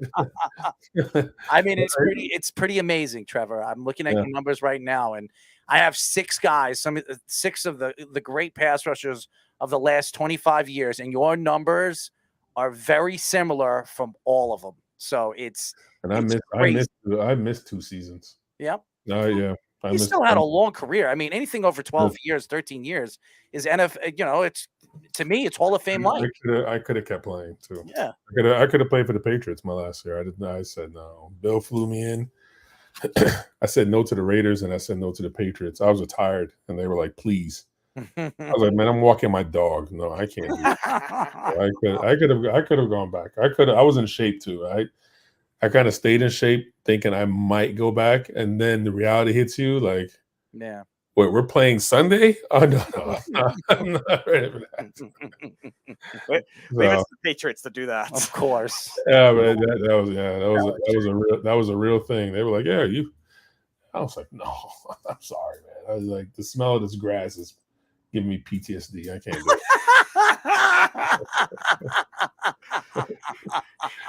it. I can't do it, guys. I'm sorry, Bill. I had to sneak out of Oakland. Literally sneak out. They like measured me from like my pads, and they were like, "Where's Trevor?" Trevor went home. He's walking his dog. Swear to God, I was in Oakland. They were like, "Yo, you're playing Sunday." I said, "Yeah, let me go to my hotel and grab my stuff." I went to the airport. You said to the black hole fans, "No, I'm going down a little black hole." That old facility they had in Oakland, man, it was black. It had no windows inside of it. Oh man, what the hell is this, man? It's so funny you mentioned Oakland, and Curtis Martin. I always bring up the story. Every ex-NFL player, Taba Ali, we were talking about it. And I became pretty close with Curtis Martin because I've worked with him at a bunch of these concussion things that he does out here on the island. And he told me, he says, I said, where's your favorite place to play? He says, I can't tell you my favorite place, but I can tell you the worst place I played. And he told me Oakland. He says, that place, the fans, when you're in the locker room, you feel like the locker room's going to collapse. Yeah, it's a raggedy stadium, man. It was bad. And we are in Denver. We played them twice a year, so we always get that early game on the baseball field. It was brutal, man. It was just brutal, man. It was like, God, y'all can't get this together, like for real. It's a $1 billion enterprise. Y'all can't do better than this. So it was bad. I could see how Richard Seymour was like, they were trying to pay him all the money. He's like, I ain't going. I'm serious. I could see it. I could see it, man. But he went. They paid him all the money, and he went. And he's like, I'm gonna go. Of course he went. Of course Money talks. Yeah. Money talks. Everybody knows that. Every time. Yeah. So. Yeah, so Richard Seymour decided to leave the Patriots for the Raiders, and you decided to leave both teams. He was traded. That was not his doing. He was traded for. He was traded. I remember it like it was yesterday. I was like, they did what? But Richard was like, it's the Patriots. They always trade players at such random times. Yeah, and Richard was like, he was like Sue. He wasn't like me. Like we were two very, very different players. So we're seeing a lot now, speaking of trades, a lot of this offseason, we're seeing these quarterbacks and wide receivers now in particular have a lot of power. Devontae Adams, speaking of the Raiders, to there, Tyreek Hill, Miami, guys like that. Can you see it to the point where with those particular positions or even just superstars in general, it become more of a player-run league as a result? No, unless the contracts are fully guaranteed, that's never going to happen. Right. When the contracts are fully guaranteed, they will run the league. But right now, they're not. Deshaun Watson is the only one that has a fully guaranteed contract that I know of. Mm-hmm. And the rookies have fully guaranteed contracts. But your second contract has a signing bonus, like all the money that the Cardinals are putting into Baby Yoda. That money is what they guarantee him. He's not guaranteed the whole thing. That's all money on paper, right? It's not real money, right? If he gets to that point, good for him. You know what I mean? But what he's guaranteed is this. So I don't see that happening until the contracts are ironclad like baseball, basketball, and hockey. Well, I will say this. I've never heard anybody call Kyler Murray Baby Yoda. But that's what they call him. They call him Baby Yoda. Look it up. Do they call him Baby Yoda? They do. They call him Baby Yoda. Does he have powers like Yoda? Because if he does, when he sits in the end zone and crawls, he's Baby Yoda. That's what the teammates called him. I didn't make that up. I read that. Who called him Baby Yoda? It was who on it? Somebody really popular on his team called him. Give me like a popular defensive player in the Cardinals that everybody likes. Which year was it? Because they've had a Just lot recently. Just recently. JJ Watt, Chandler Jones. Chandler Jones, I think, calls him Baby Yoda. Okay, that sounds like Chandler Jones. Yeah. That's something that Chandler Jones would say. Baby Yoda. Yeah, I would believe he said that. Look it up. Yeah, look up Kyler Murray, Baby Yoda. Baby Yoda. They probably needed a lightsaber his rookie year with how bad his offensive line was. Yeah, there you go. All right, over here. Let's see who left him the nickname. Hold on a second. Chandler Jones. Resulting Hail Mary. Resulting touchdown dubbed the Hail Mary. That's what made it. That's what made them call. Wow. Okay. Baby Yoda. That was what it was said over here. I'm trying to read right over here. It was against Jacksonville, actually. It was Kyler Murray broke out a Yoda pose celebrating touchdown he scored on Sunday. He scored it against a beautiful fake against Jacksonville. Yeah, they call him. The reason I remember because I laughed very loud when I saw that. So they called the man Baby Yoda. He does look like, he is small. But, Yoda. He looks like. But it's crazy how him as a quarterback, these offensive linemen, some of them are like 6'8", 6'7". How the hell does he see over that offensive line? He doesn't see over it with accuracy. He sees through it, and he sees flashes of what's around him. It's really bizarre. Like it's a legitimate question. Like how how do you do this? Mm-hmm. It's a legitimate question. I played against Doug Flutie at the end of Doug's career, but Doug always rolled out and kind of jumped and threw the ball. Kyler Murray, I don't know how he does it. Man is 5'8" or whatever he is, and his offensive guards are 6'5", so he sees pieces of the ball or whatever. I don't know. It's a legitimate question. You're talking to an NFL player, and I can't answer it. No, Doug Flutie was one of the nicest people I've ever met. I met him at Doug was Miami. the greatest. Doug was so cool. Yes, such a nice guy. His family's great too. I had a conversation with his wife, and very, very nice guy. And his brother and him play in a band, so that was fun. That was fun watching him sing in the band. After the interview, I said, well, maybe you should check me out singing. I was like, are you going to scare me away? That sounds like something Doug would do. Yeah, he is. He's one of the nicest people you'll ever meet. Doug could talk to you for hours. He talked to me for like 40 minutes while everybody was trying to talk to him. He was talking to me about the quarterback position and some of the camps that he's doing. Very, very, very nice guy. So, yeah, man. Good for him. So we were talking about Lamar Jackson earlier. You being a Ravens guy, it seems like you've followed this NFL closely. He's the only last one left of these big quarterbacks to get signed. Do you think it happens? Even though we've seen the Ravens in the past sometimes let players go in their primes and just rebuild and get good players after that. Rebuild with who? Draft well is what I mean. But yeah. You don't let the salary cap exists because the NFL gives them the money, so they have to spend it. The NFLPA was like you have to spend. I think you have to spend 95% of it or something like that. So they have to give him whatever he wants. And they should have forced him into a deal 2 years ago when they saw what he was. Almost like a baseball, right? The baseball players. They see Fernando Tatis Jr. is going to be a thing, and they're like 6 years away from free agency to give him $300 million, and now it's the biggest steal in the world, right? So now they're going to have to pay him $55. They're going to pay him $50 million a year. That is what it is, man. It's just you saying $50 million. It's crazy. I mean, when you hear that, because when you were playing, these guys weren't making that kind of money. They weren't making anywhere close to that money. And now they're not 50, but I think there was somebody at 25. I think it was it might have been Aaron Rodgers that got to like 25. We were like, yo, there's no way it's going higher than that. It is twice that. And by the time some of these, sixth grade kids are in these quarterback camps wind up in NFL, it'll be $100 million a year. They'll make European soccer money. It's coming. It's coming. Just all you do is throw your hand. It's coming. It's good money. It's good work if you can get it. You got to be really good though. Well, I might as well have put myself, and my son's going to be playing football too. My son is not playing. My son is an IMG playing football now. Oh yeah, but he's a baseball player. Good for him. He will be in the big leagues at a very young age. Really, look at you, Daddy.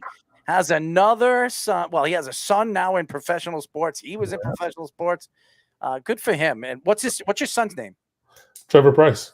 Trevor Price. Yeah, you'll believe me. You'll hear him very soon. But there's a kid down there that does what now? Yeah, exactly. Well, good. We interview a lot of young guys. We're actually going to be interviewing Brandon Jacobs' son, who's a top end offensive line prospect. He's an offensive lineman. Yeah. Listen to this, Trevor. 6'6". Listen to this. 15 years old, 6'6", almost 300 pounds already. And he's probably all muscle too. And he's 15 years old. Like his dad. Yeah, he's 50 pounds bigger than his dad right now. He's a lot bigger than his dad. Trevor is 6 foot tall. Trevor is 250. He's 16 years old. Wow. Trevor runs but my son runs like a deer, hits the ball like Aaron Judge. No. Wow. And I don't know where he gets from because I can't hit a baseball. I can't hit baseball at all. I know nothing about baseball. But kid just has power in his hips and his ass. I don't know what happened. Don't tell your wife that. That's where he gets it from. I'm like, your mother's legs. There you go. If the Yankees lose Aaron Judge, there's a future Aaron Judge in the wings. Oh, hopefully the Yankees yeah, the mother, you have your mom's hips and ass. Look at this thing. Look at the ball go. That's the first thing I'll ask him. You know, your father told me that you have your mom's hips and ass. My father told you what? He's like, yeah, facts. Facts. My oldest daughter's built like me. My oldest daughter is 6 foot tall and plays tennis. Wow. So she's long and lean, but my son got them jeans, but there's some muscle in them jeans. This is all. Wow. He probably runs a 4.6. He is wow. So fast. Plays middle linebacker. Anyway, so anyway, that's funny. Me and my daughter are talking about me and my oldest. She just graduated from Cornell University. Good for her. Congratulations. Yeah, thank you. She just graduated, and I was like, I said, Kari, me and you're gonna do a podcast, a sports podcast. You should. She was like, make it happen, old man. I was like, well, I'm gonna try. So we're gonna. I think if you ever need any help with that, we can help you, man. I've been doing it for a long, long time. Yeah. We're not a podcast. We're a live radio show, but we've been obviously brought radio shows and different people on our network, and we can help you, man. I try to like talk every day, like, okay, Kari, live golf tour, go. And because she has an Ivy League education, she's just saying a bunch of words. Well, you got to juxtapose the PD and live, and she says nothing. She goes on for 10 minutes, and there's nothing in there that makes any sense. I'm like, you're perfect. You're perfect. It's true. With sports media and with what radio is now, it's really just entertaining people. It doesn't matter how you present it. It's really how you entertain. People are going to hate you and they're going to love you. I'm not worried about that part, but I'm like, Kari, I'm like, watch sports radio. Like, you just need an opinion. She's like, Dad, I don't know what I'm going to do and this and that. I said, Kari, you argue with me every time I say something. You say the opposite just because I say it. So therefore, we're going to do this live on the air and see what the hell happens. And then I was like, let's practice. I said, Kari, live sports radio. I said, live golf. She said, I'm glad you asked me that, Trevor. I said, don't do that. My agent told me, he said, give me, he said, get me half hour of your best stuff. I said, it will be a train wreck. No, what you need to do is you should just start secretly researching like 3 obscure sports and then challenge her. But she knows all obscure sports. That's the thing. That's what she knows. I'm like, we have a family fantasy football thing, and she was the one. She wanted the year Lamar Jackson became a starter, and when she drafted Lamar Jackson, everybody laughed. Like, yo, what are you doing? And she's like, watch. And sure enough, man, MVP. So it was great.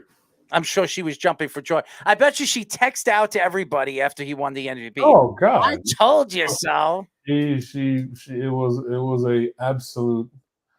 We lived with that for one whole summer. we had to live with that mess. I definitely got to interview your daughter. My son last year he went undefeated in we had 20 people in our fantasy football league. First of all, I just learned how to play fantasy football because, like Ray Lewis, I don't play fantasy football. I play real football. I don't know what the hell fantasy football is, right? So then we had 20 people in it. 20. As in, like, people are playing back at running backs. This little MFer went undefeated. I was like, how? Like, he'd be losing, and then whatever kicker you had would get 20 points and win. I was like, yo, this is, and he just wouldn't shut up about it, man. So anyway. Yeah, they all like to brag when they win. They all like to brag. Say, hey, old man, you know football. I said, no, I don't know who those people are. Like, you know who these people are. I do not. Give me Josh Allen. The rest of it, I don't really care. You love Josh Allen. I do know. I do like a Josh Allen. I was a fan when they drafted him because you can't teach big, strong, rocket arm. You can't teach that. Those are intangibles. Draft a guy with things you can't teach. You can't teach speed. You can't teach size. You can't teach talent. I can teach you where to line up. You know what I mean? So. You were mentioning the they didn't play, real football players don't play fantasy football. I actually did read something though. There was a league at one point. I think it was 2008. I think it was Steven Jackson, Larry Fitzgerald, Darren Sproles, and a couple other players too. Actually, did have their own fantasy. Well, I'm sure a lot of them play now because they. No, I mean when they were playing at the time, I think they actually were. But I'm sure you got to remember A lot of them guys young, they grew up playing it, so they don't stop because they're in the NFL, right? Yeah, that's fair. They grew up doing like if my son decides he wants to play running back, he's going to play running back in NFL, right? And he's like, hey, I play fantasy football. I've been doing this since I was 10. You know what I mean? So yeah. But when I played, I was like, fantasy what? I don't know what. No, I'm not doing this. That's what I read about it. I was shocked because you're right. It's not really like that wasn't that big of a thing back then. But you're right. I think even now, like even Austin Eckler, I think came on a fantasy show and like all of them know how to disconnect their brains from their job. We all know how to do that. We all know how to, when we leave the facility, you become Austin Eckler. You know, you're not Austin Eckler the Charger. You're Austin Eckler. So you can disconnect your brain and become a football fan if you're a football fan. And most of the guys you see in the NFL grew up as football fans. They grew up chasing the game, right? They want to be like their heroes. But just because you play in the NFL doesn't mean you stop doing that. So, well, we really appreciate your time, man. And really who you are, man. We'll definitely get you on again. It won't be 3 years from then, but we would love to. If your son wants to come on for an interview, we would love to interview him. He's at IMG Academy, believe me, and they will put him on here too. Absolutely. Amount of money I pay that place, for God's sakes. But we would love to interview him and really keep up with the good work, everything that you do. And I do believe one of these days that you're going to get a phone call from the Hall of Fame and you're going to be nominated because I think the numbers are good, man. Yeah, I appreciate it, man. We'll see. I haven't. You know. Yeah, of course. I'm glad for the people that do get it. I really am, because it means something to everybody. It means something. What means something to me is I played against it. I'm like, oh my God, I'm old enough, and my teammates and contemporaries are going to the Hall of Fame. I was like, I beat that guy several times. Alan Faneca, I gave Alan the business many a day. Business. Well, like, to the Hall of Fame. Well, he's very good, except against me. Yeah, you can tell him that. You tell him what you're talking. You know what? I will. I'll say that. I'll throw him a curveball. Throw him a curveball if you ever talk to him. Yeah, well, even though you know nothing about baseball, but I'll throw him the curveball. Twist the wrist. Twist the wrist. 2 fingers on the seam. Twist the wrist. Twist the wrist. All right. Thank you so much, Trevor. We really appreciate your time, bud. Absolutely, guys.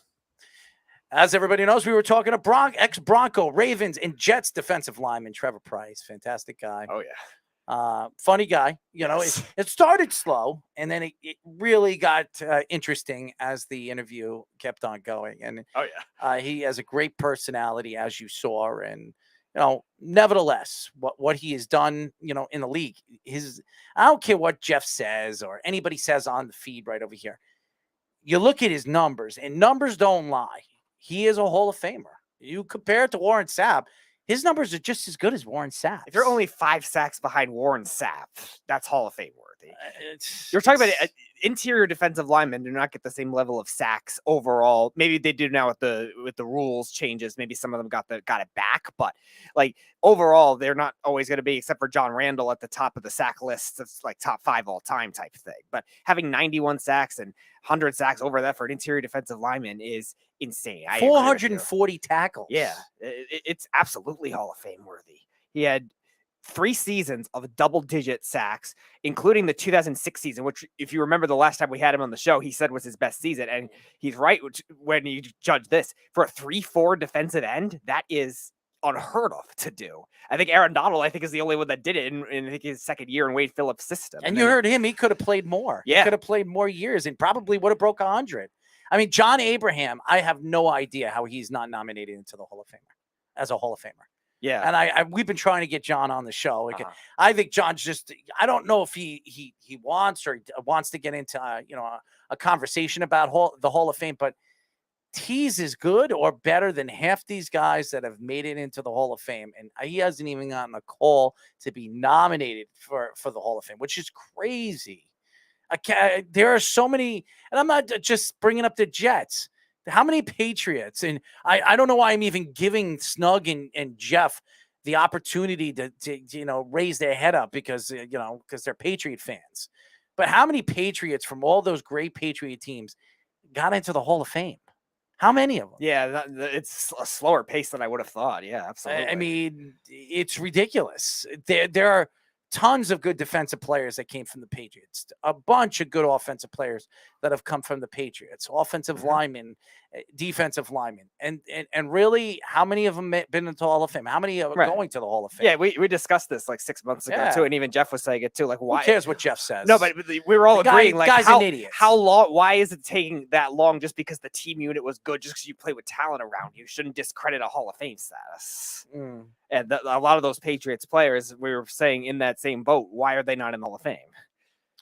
I will say this. You look at the NFL and the way the NFL and these votings, not even the NFL, baseball. I'll say it again. Oh, yeah, absolutely. Albert Bell, who should be in the Hall of Fame. Jeff Kent, you shouldn't have to be voted. If you look at their numbers and you compare the guys that have gotten into the Hall of Fame, they're Hall of Fame worthy. They shouldn't have to be voted in. They should automatically be in the Hall of Fame. Not because you like them, not because you love them. You're Trevor. Some of these guys are, they were good with the press, and the press loved them. So that's why they're in, and he wasn't. And that one, I don't give a crap. If you have the numbers and you're compared to some of the greats, then you should be in the Hall of Fame. Right. I know he doesn't. He says he doesn't care, but if I was Trevor Price, I'd care. I care. Yeah, I'm sure he cares. Like, I'm sure he cares even just internally if he doesn't express it the same way other players have. And he expressed it a little bit with us too. But yeah, you're not going to say it publicly all the time just because you don't want to, I guess, discredit these Hall of Fame writers. But yeah, it's absolutely true. They're always going to be thinking about it. I think it's ridiculous. And if I was a player that had the career that they had, and I'm just sitting there waiting for my call or sitting there waiting to just be nominated, for me to sit there and say, well, I don't care, but I know Trevor Price cares. I care. I mean, I care for him. Yeah. Because if to have 91 sacks, dominate in a 3-4 defense your whole career, which is not easy to do, and played on, defensive lines where you were the lead guy. You were the guy that everybody knew that had to stop, that would bother me. Yeah, he played defensive tackle his first 4 years of his career, and then played to a 3-4 end, then a 3-4 end with the Ravens for the most part. They were a little bit of a hybrid, but mostly 3-4 end. And then he came to the Jets, Rex Ryan's defense, same kind of thing, played the same position. So you're dealing with a guy that was mostly a 3-4 defensive end his whole career, and he has 91 sacks. That's Hall of Fame. Here's a story: the Cardinals and the Giants emerge as the team to watch on this Juan Soto trade. And I will say this, sitting here right now, I do not believe Juan Soto will be traded. I do not. I do not believe Juan Soto will be traded this year. In the offseason, probably. Yeah. I cannot see in the next, 3 weeks, 2.5 weeks? No, it's not even. It's like 6 days left. Oh, is it? Yeah, July 31st, trade deadline. July? Oh, that's right. They moved it back. Yeah. But 6 days where they're going to be able to move Juan Soto. There's too much riding on getting as much as you possibly can. And by the way, Jeff, you say the Jets would have the most guys in the Hall of Fame, a Hall of Average. Here's the thing. Do you know that the Jets, Mangold and Ferguson are probably going to be nominated into the Hall of Fame very, very soon. The Jets are almost going to have as many Hall of Famers in the last 10 years as the Patriots. So what are you making jokes for? I'm giving the Patriots credit, and you're making jokes and saying stupid things about the Jets. Nobody's going. Here's the laugh. The Jets are going to have more Hall of Famers in the Hall of Fame in the last 10 years than the Patriots had. So, ha, ha, ha, ha, ha. And the Jets haven't won a Super Bowl in the last, 50 years. Back to Juan Soto. I do not believe Juan Soto will be traded at the trade deadline. I believe it'll be waited, and don't put him through. He's going to have to wait. Okay. He's going to have to wait. And I know what he's going to say, and he's going to start his stupid arguing. I'm not going to sit here and argue with him. But Juan Soto is a guy that I believe is going to be dealted, but not this year. I think it makes a lot of sense in the offseason when obviously what are winter meetings they have? December something. Yeah, I think it'll be a winter meetings thing where teams will be able to talk to the Nationals with Rizzo and figure out what works best for Juan Soto, what's work. And remember, it also depends on where Juan Soto wants to go. Yeah. Because Juan says he'll play for anybody. I don't believe that. I think he wants to go to a big city, a place where he can monitor and build his name and his brand. That's where he wants to go. Maybe it's the Nets. Maybe it's the Yankees. Maybe it's this. Maybe if the Yankees lose Aaron Judge this year in the offseason, maybe the Yankees go heavily after Juan Soto because they believe they're missing that superstar piece in the outfield. Who knows? But it's hard to believe that the Nationals are just going to deal him in 6 days. It just doesn't make any sense. And if it does, I know a lot of Yankee fans are probably hoping it's the Giants because a lot of people believe the Giants are the lead team to get Aaron Judge because that's where he's from. He grew up a San Francisco Giant fan. He also grew up a Boston Red Sox fan, believe it or not. Yeah, you mentioned that at the beginning of the year. You know, he liked both teams, but he went to more San Francisco Giants games as a kid. I'm pretty sure he was adopted, Aaron Judge. Oh, wow. So the fact is, you know, maybe he wants to go home. Maybe he wants to be closer to his family. I don't know what he's planning to do, but it didn't sound like he wants to be a Yankee at the All-Star game. It didn't. And now that doesn't mean anything. Maybe he's trying to drive up the price. I don't know. But if you're a Yankee fan sitting here today and saying that it's a sure thing that he's coming back, I would say it's a 70-30 that he's not coming back. He would have, with the whole arbitration thing, and it pissed him off that the Yankees waited to the last minute for that. And it's crazy when he's been the face of the organization since Derek Jeter. He really has been. He's not considered the captain, but if the Yankees re-sign him, they'll probably give him the C. Right. Because you know, the Steinbrenner, you know, George said, you know, always believed that the guy that he believed was the face and the guy that's going to drive the Yankees movement is the guy that he wants to make the captain. And Derek Jeter was the last captain, and the guy right before that is who? It was Don Mattingly. And after Don Mattingly, who was it? Before Don Mattingly, who was it? I couldn't even tell you. The catcher that passed away. Oh, Thurman Munson? Thurman Munson. Wow. So, and then, you know, obviously Mickey Mantle. Yeah. And then Joe D, you know, and then Babe Ruth was never the captain. Lou Gehrig, probably. No, I don't think Lou Gehrig was a captain. I don't think there was any captains at that time. Yeah, maybe not. Yeah, maybe it was too new of a concept at that time. But, you know, that's the way the Yankees have done it. And I'm surprised the Yankees haven't picked a captain. I'm very surprised. Yeah, for an organization that definitely models itself like that, the way they do with the leadership, with kind of the old school roots type thing. Yeah, I'm definitely surprised at that kind of thing. But maybe they know something with Aaron Judge and a lot of their other players. They know he's not coming back. That's what I'm saying. Like a lot of their other players, maybe they haven't been there long enough. I don't know what the qualifications Everything are. that he said at the All-Star game, I mean, I know everybody says, well, this he could be selling, it could be the opposite. I think he's trying to sell something where you have to believe that he doesn't want to come back. I think what it is, a lot of it maybe is whatever decision he ends up making, he really doesn't want to go out on bad terms with the Yankees, even if it actually seems like that's the case. Because like you were saying, he's not happy with them waiting forever on the arbitration, which we've seen this problem a lot, especially baseball too, but also in football too, with the franchise tags and all these holdouts we've seen.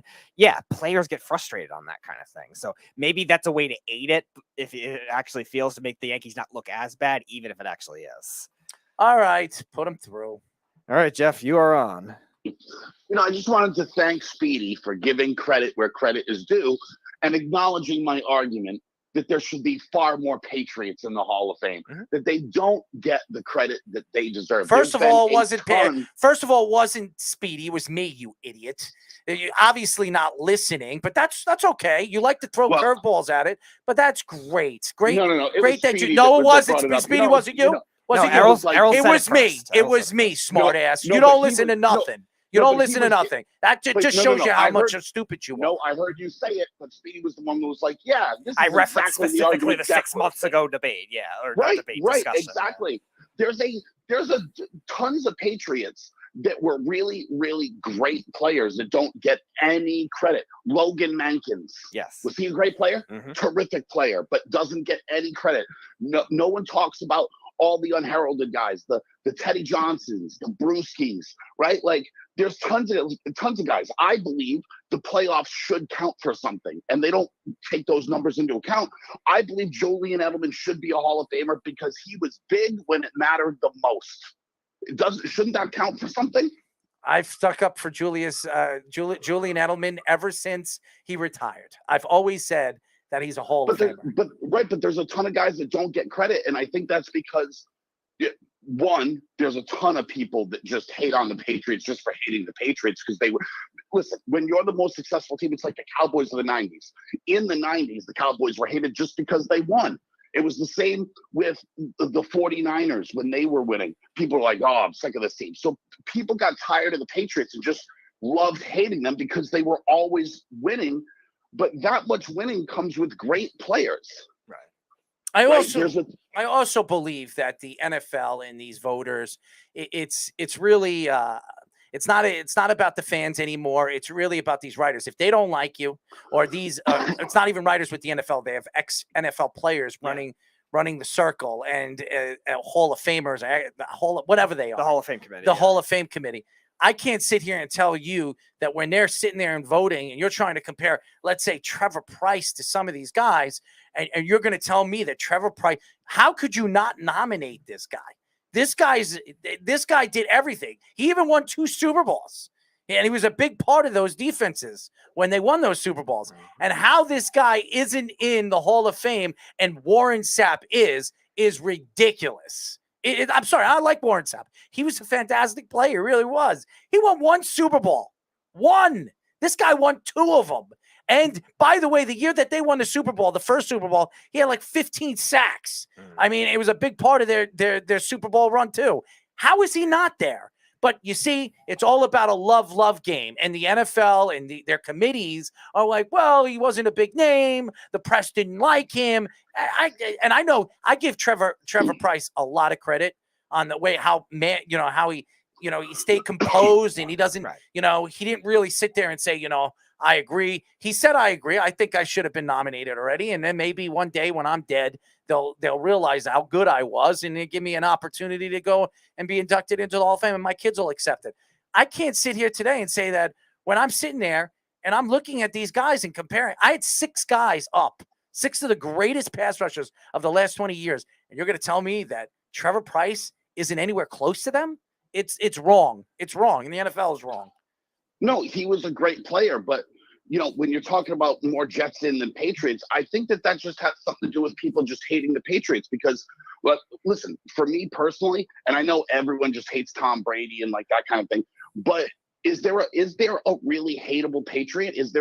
Was there a Patriot that just had a tough relationship with the media? Because that's really what you're talking about. It's the writers and stuff that vote for these guys and stuff like that. So I can't think of a Patriot that was difficult with the media like a Barry Bonds would have been or someone like that, right? So like I don't understand why more Patriots aren't in the Hall of Fame. Again, we can go back and I'm not going to bring it up, but it's not the Patriots players' fault, but it was the organization as a whole. They were caught doing things and that's why people hate them.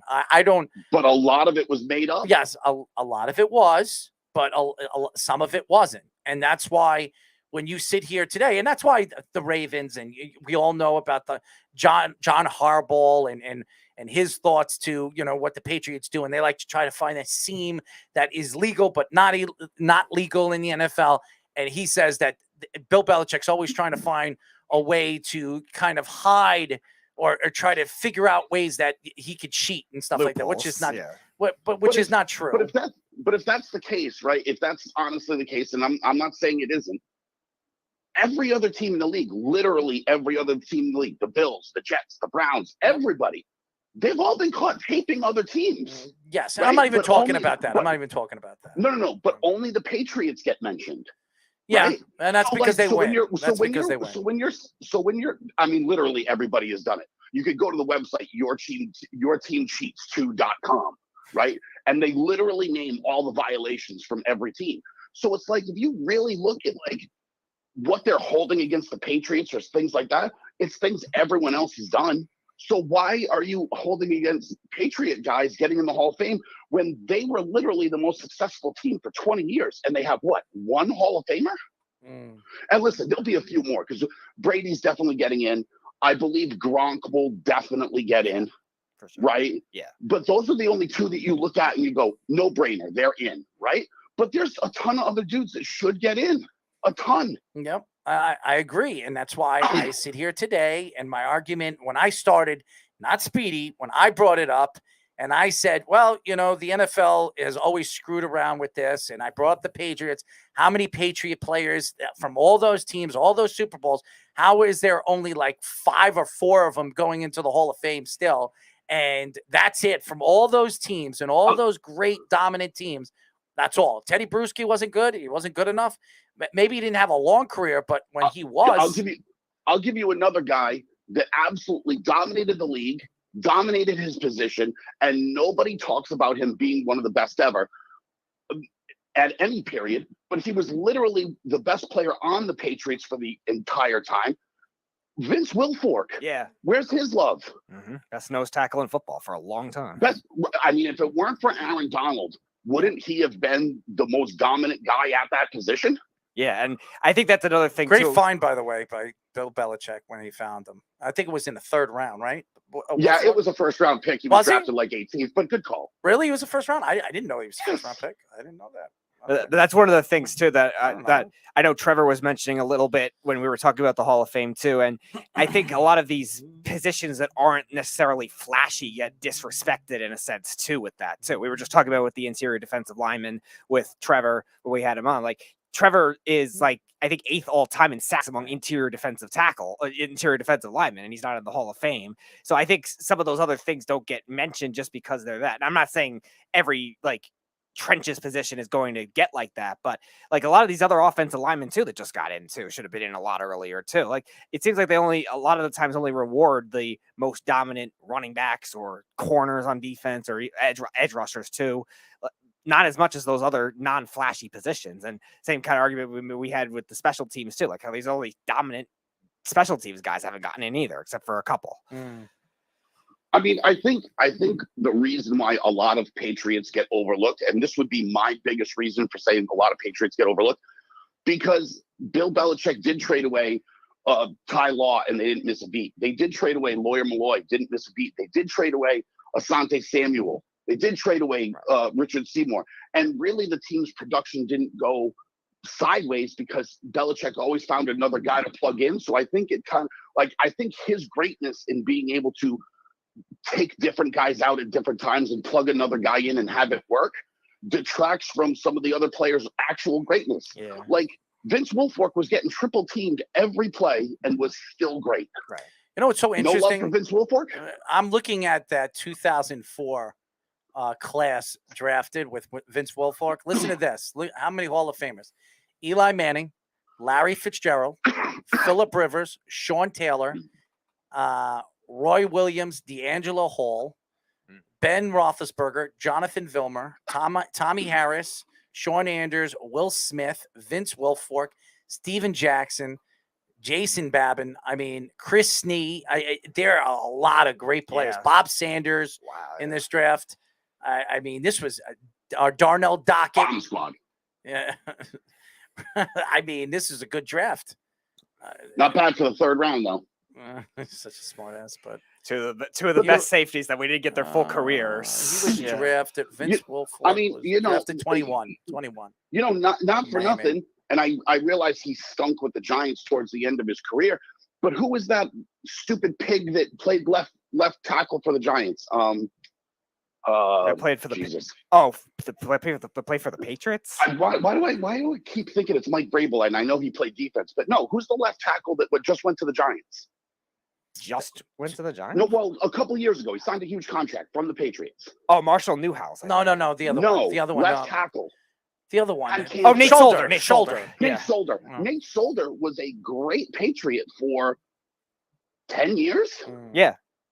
He had an amazing career. No one talks about him. No one talks about Logan Mankins. No one talks about Vince Wilfork, Teddy Bruschi, Ted Johnson, any of those guys. Listen, I could name a current Patriot who is one of the best defensive backs in all the NFL, and no one even puts him in that category. What about Devin McCourty? Yeah. Devin McCourty's been an unreal safety. Well, he's not retired forever. yet. He's not retired yet, right? No, I realize that, but he's Gronk going to isn't the up for Hall of nomination Fame. either. Devin McCourty is going to the Hall of Fame. He's one of the great safeties of the last 15, 20 years. He's going to the Hall of Fame. I mean, his numbers are Hall of Fame. You say that, but no other Patriot gets any credit either. And even when people today bring up great safeties, his name doesn't even pop up on any list. Well, because quietly he plays for a great defensive mind, and obviously Bill Belichick gets all the credit, not the players for some reason. I don't understand Well, but why. that's the problem. That's the problem. And there should be more Patriots in all. They've had a ton of great players and don't get any credit for it. Yeah, I've said that. That's why I brought it up. It wasn't Speedy that brought it up. After we got off with Trevor Price, I brought up Trevor Price, and then I brought up the Patriots and why all these great Patriots and all these championships that they won, how are not only 4 or 5 guys. Just think about it this way. In the last 10 years, okay, we're going on, what is it, 2022? So we start in 2015. Mangold and Ferguson are going to be inducted into the Hall of Fame. Darrelle Revis has already been inducted into the Hall of Fame. Curtis Martin was inducted into the Hall of Fame. There will be more Jets inducted into the Hall of Fame than Patriots have in the last 10 years. Which is a crime. Which is crazy. Which is a crime. Which is crazy. And by the way, that's not to say that the guys you just named weren't great players, because they were, and they're very deserving of being in the Hall of Fame. But the fact that you can pick 5 Jets from an atrocious team that never won a goddamn thing, and they're all in, and then you're trying to figure out who could be a Hall of Famer from the greatest dynasty the game has ever seen. I mean, what are we doing here?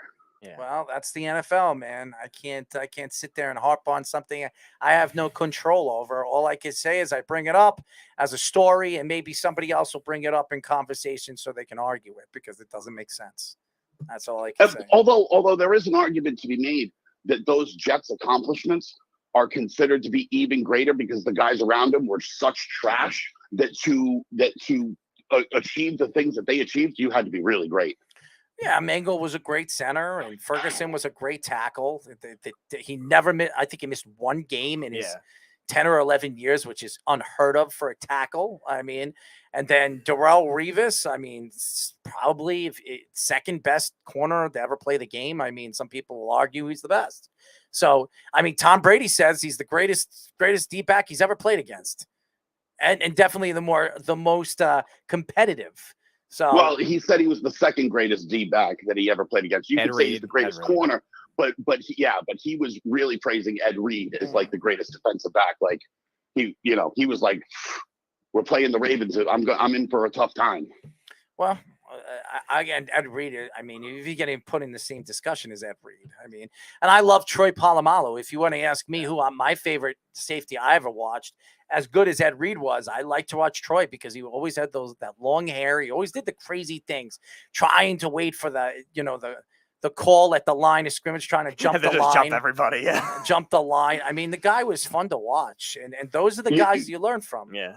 You know, one of the things that really sucks just about life in general, and I realize in this instance, I guess I'm making a football a bigger deal than it should be, considering Sean Taylor lost his life, and that should be first, and that's terrible. Greatest safety, you just think about what would have happened with his career had that incident not happened, and it would have been. And I respect Sean Taylor for like a whole different reason, because he might have actually laid the biggest hit you've ever seen in a Pro Bowl. Yes. And the fact that anyone gave a shit in a Pro Bowl, aces, bro, aces. Right. Well, Sean Taylor, it's a shame what happened to him, and I thought he would. I remember when he got shot, and I thought he was gonna survive. Everybody said that he was alive and kicking, and then all of a sudden, 24 hours he was gone. So it's crazy how quick life is, and you don't know what's gonna happen to you. And when you look at guys like Sean Taylor that played the game and played the game hard, no matter what it was, a Pro Bowl, a regular season game or a playoff game, which he never did. It's amazing. He was an amazing player. He really was. I mean, go rewatch that hit in the Pro Bowl. It was beautiful. Yeah. Beautiful. It was, unfortunately that happened. So, it's only guessing going forward, but he was really promising and was probably going to have Greatest a great safety career. I've watched in the 5 years or 6 years that he played. Greatest safety I've ever seen. I'd still take Ed Reed. I thought Ed No, Reed was I'm not just saying Ed unreal. Reed's career, but I mean, when I watched Sean Taylor play, I mean, the guy was special. That's the only thing I could. Speedy doesn't remember it because he really wasn't old enough to remember. Yeah, I saw Sean, like 2 years of him. Sean Taylor, but I remember Sean Taylor. He was fun to watch, and he was crazy, yeah, and played for a terrible organization. Yeah, so we all know that, and still playing in the organization that he was playing for, he still showed up every day and put up, and everybody shut up when he was on the field. So it's a shame what happened to him, and hopefully his kid, can live on with his legacy, and his legacy is that he was what he was. And shameful of Speedy to have missed the obvious, by the way, because it's one of his favorite players. When you were talking about guaranteed contracts, and Trevor Price was saying that one guy is the only guy he knows who got a guaranteed contract, Speedy, damn it, you missed mentioning your favorite guy, Kirk Cousins, fully guaranteed, my man. No. My apologies. I was letting Trevor do the listing there. I gotta give Kirk Cousins. Kirk Cousins was the first fully guaranteed contract. He was the trendsetter. He was the one that broke that ice, man. He needs to get credit for being a trailblazer for the players. Yeah, he's a trailblazer, all right, and he's riding to the bank. When you do something like that, that's huge for the future of the league. Once one person does it, everyone else can point to it and go, well, if he got it, I should get it. You're right. It's crazy. It's crazy how much money. Even Trevor, I told Trevor, I was like, could you imagine the money that these guys make now from what you played? And he's like, hey, listen, there'll be a time that they're making $100 million, these quarterbacks. So he said, get ready for it. It's going to happen. He was shocked at really, 25. I was told the NFL is losing money. What happened? I don't know if that's possible. Every year I'm told the NFL is losing money. Yeah. What? Who said that? Who do you think said it? He's attacking me. What else is no? What would he do without attacking me?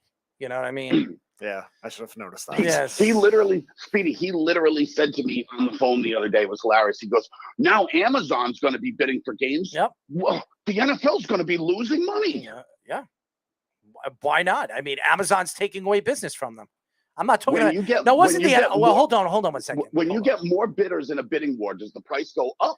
I didn't say the NFL. I said CBS and NBC and ESPN. Now you're bringing up things. I never said the NFL. No, I did not. I want to protect. No, I didn't. I said CBS. They're taking business away from CBS and ABC.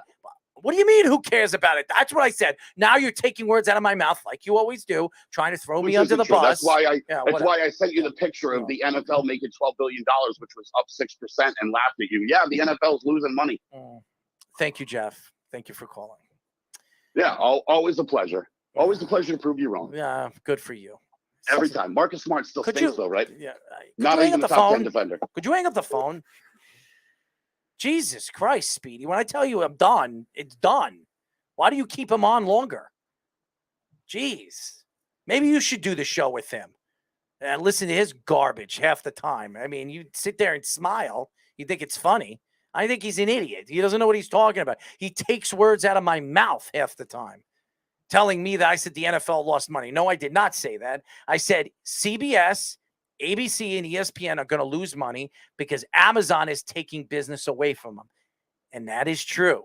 So say whatever you want, Jeff, because of your stupidity, your attacks on social media, whatever you do. It doesn't bother me. You're an idiot. And that's all I'm at. Snug says Warren Sapp didn't have a Hall of Fame quarterback either. Yeah, again, but that doesn't mean Trevor Price shouldn't be in the Hall of Fame. That's a bad argument for that too. Snug says I don't think it's possible for the NFL to lose money. Kirk Cousins is living a charmed life. Yeah, probably. And Boston, yes, new title town. I would love to see Speedy and Jeff do a show. Yeah, that would be very interesting. One reason why is Jeff wouldn't even let Speedy talk. One, and two, Jeff doesn't shut up. So. Great show. Great listen, by the way. I would love it.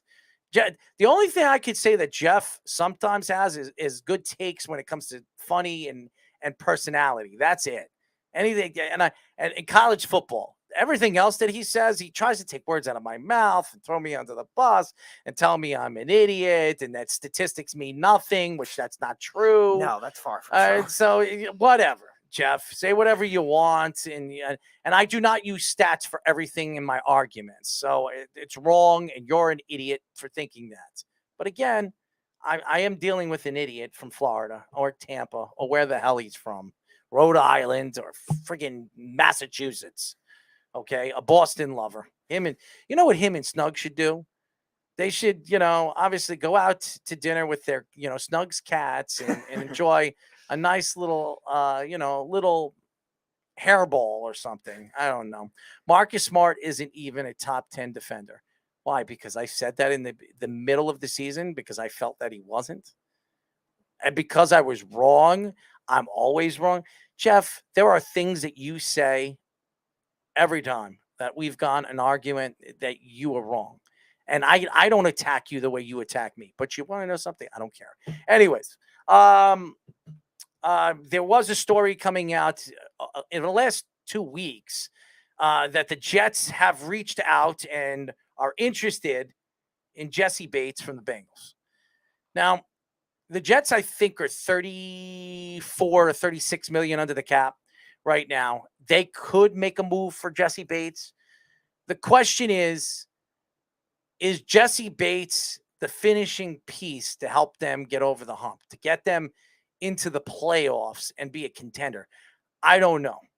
To give a guy that kind of money. Now, obviously, Zach Wilson, they don't have to pay for another 4 years. So I don't have to worry about Zach, but they have other fish that they have to pay at the end of this season. There are players that are going to be free agents going into their final season as a New York Jet. Now, they did give who's the pass rusher they gave in the middle of the season, defensive end that they gave John Franklin Myers. John Franklin Myers. They gave him a lot of money. Yeah. Okay, they gave him $50 million. I think they gave him $20-something million guaranteed, $29 million guaranteed, or something of that magnitude. It's a lot of money. And John Franklin Myers is going to benefit more of Carl Lawson coming back this year and obviously Jermaine Johnson, because that takes the pressure off him and that he can play his normal position, which he hasn't done since he's gotten that contract from the New York Jets. So I'd like to see what he is capable of doing when the Jets are at a full front seven. But Jessie Bates, he's one of the top 3 safeties in the league. Safeties, ladies and gentlemen, don't help you win championships, okay? I want to sit here and he'll say Devin McCourty, you're wrong, or some stupid stuff like that. Safeties don't win you championships. They don't. A matter of fact, safeties get overpaid when you see Jamal Adams and some of the guys. Who's the kid from the Giants? Landon Collins, who got overpaid. Leave it to Washington to do that. But listen, if Jessie Bates really becomes available and the Jets make a move for him, don't overpay for Jessie Bates. Now, if they get Jessie Bates, do the Jets have arguably the best secondary in football? You can argue it. Doesn't mean that it's true. But is this a good move for the Jets? I'm intrigued. The question is, what do they have to give up to get him? And that Jessie Bates is a first round pick worthy. Right. Are the Jets willing to give up a possible lottery pick for him? I don't know if that's a smart move by the Jets. So that's something that the Jets have. Now, they could, if they can get a second round, if they could trade him for a second round pick, I would do it. Yeah. I would do it. But a first round, and being that the Jets could be positioned this year, more than this year, because I think they're a year away from being a contender, you're giving up a top-end prospect. Right. So I wouldn't do it. Yeah, I think it's one of those things that's definitely wait until the price could drop too if there is frustration with the Bengals organization. I think the Bengals will ultimately end up signing him, but if they don't, then maybe that's where the price could drop, where it might fall to a second round pick. Because you're right, a lot of the ones that have moved recently have gotten first round picks. First of all, I'm sorry to cut it. He says there's no lottery picks in football. Anything from the top 10 are lottery picks in my eyes. Why? Because they're not considered lottery picks. You're not going to say they're lottery picks. They're lottery picks. Be quiet, Jeff. You go sit on your sofa and shut up. Stick a Twinkie in your mouth or something. Go eat something. Go stick a golf ball in your mouth and pretend that you're playing golf. So the two safeties that did get moved, that did get first-round picks recently, were Jamal Adams, who you got the 2 for, and then Minka Fitzpatrick from Miami. Usually lottery Pittsburgh. picks, by the way, in basketball and hockey are top 14, Top by 14, the way. yes. So, but I would say 10 in football are lottery picks in my eyes. But go ahead. Yeah, I was going to say those. Jamal Adams got the 2 first-round picks, and Minka got the 1 first-round pick for the Dolphins. But beyond that, none of them have really been traded for big prices that high. But at the same time, they have gotten big price and have demanded big prices off of years that aren't exactly great either. Minka Fitzpatrick just got paid off probably his worst year of his career, which is very interesting. You've seen a lot of other safeties too recently. Eddie Jackson got paid a lot of money. Kevin Byard, off kind of a down year for him, got paid a lot of money. So it's a very weird market the way it is. Now, Jessie Bates' franchise tag right now is almost $13 million, what he's on right now. So he's going to ask for a lot more than that. So his contract is going to crack probably into the top 3. And Minka Fitzpatrick's contract might be merit of something if he wants to be pushing for the highest paid. I don't think if the Jets were to go for him, they would make him that, because they want to, the way Joe Douglas is, they want to try to balance out the contract. So if he wants to get that money, it's going to be for a team that likes to swing for the bigger contracts and fill in other players later. And I don't know if the Jets are that kind of team. And it doesn't seem like the Bengals are that kind of team, the way they built their team either. So I think they'll end up staying with the Bengals, but I think he'll end up getting more of that 3rd, 4th highest paid, kind of in that Justin Simmons range contract, if they do end up paying him. But I do think the Bengals will pay him. I think he's going to stay with the Bengals, but only time will tell. And I'm sure probably Bates is right now not practicing with the team. So makes sense. I'm very intrigued and very interested to see what's going to happen with this Jessie Bates thing, because if Jessie Bates is going to sit out for when OTAs really start, and the Bengals are going to have to figure out what they're going to do with him, because they don't want a player of his talent to sit out. And where he's at his highest point right now, he played so well last year.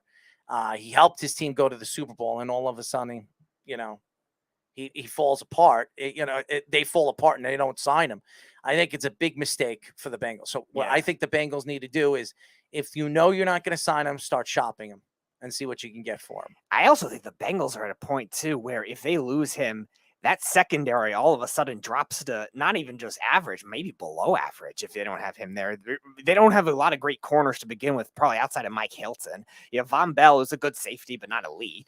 So that's a big loss if they end up losing him. I think the Bengals are stuck to the point where maybe they have to overpay for a little to keep him if it gets to that point, rather than even trade him at that point, because the Bengals are built well everywhere else pretty much. Their offensive line got better in the offseason. We know their skill players are good. That's really the last area of just unknowns. I know they drafted Daxton Hill, so maybe that's merit to say, all right, let's supposedly trade Daxton Hill's supposed to be a pretty good player. He's a good player, yeah, but I'm just saying, like, they can use him in so many different roles, and you have to really kind of force him to play day one if that's the case, which I don't know if they were thinking of him as being that type of player, impact player right away, like we saw with a lot of the other safeties that got drafted in the first round recently. And you're right, it's not a premier position where that kind of thing is prioritized, but the way the Bengals are structured, they might not have a choice really besides doing that. The Jets, if they're in that situation, they do, because they have all the secondary depth. They don't necessarily need a top end safety to make it work with all the corner That's why depth. I don't make this move as much Not as I for a know. first round pick, no. Now that I look at the Jets right now, is Jessie Bates the missing piece that's going to help them get over the hump? And it's probably not. Their defense is going to be good this year. Yeah, I think they're maybe 1 or 2 defensive players off. I would say linebackers off, where you're going to be considering them as a top 5 defense for the next few years. Now, they're a fairly young team. They're building a young team and building through a unit where Robert Saleh knows that these guys are going to be together for the next 5 to 6 years, and he'll be able to coach them and get them where, if he's still there, get them where he believes they're going to be as an organization. But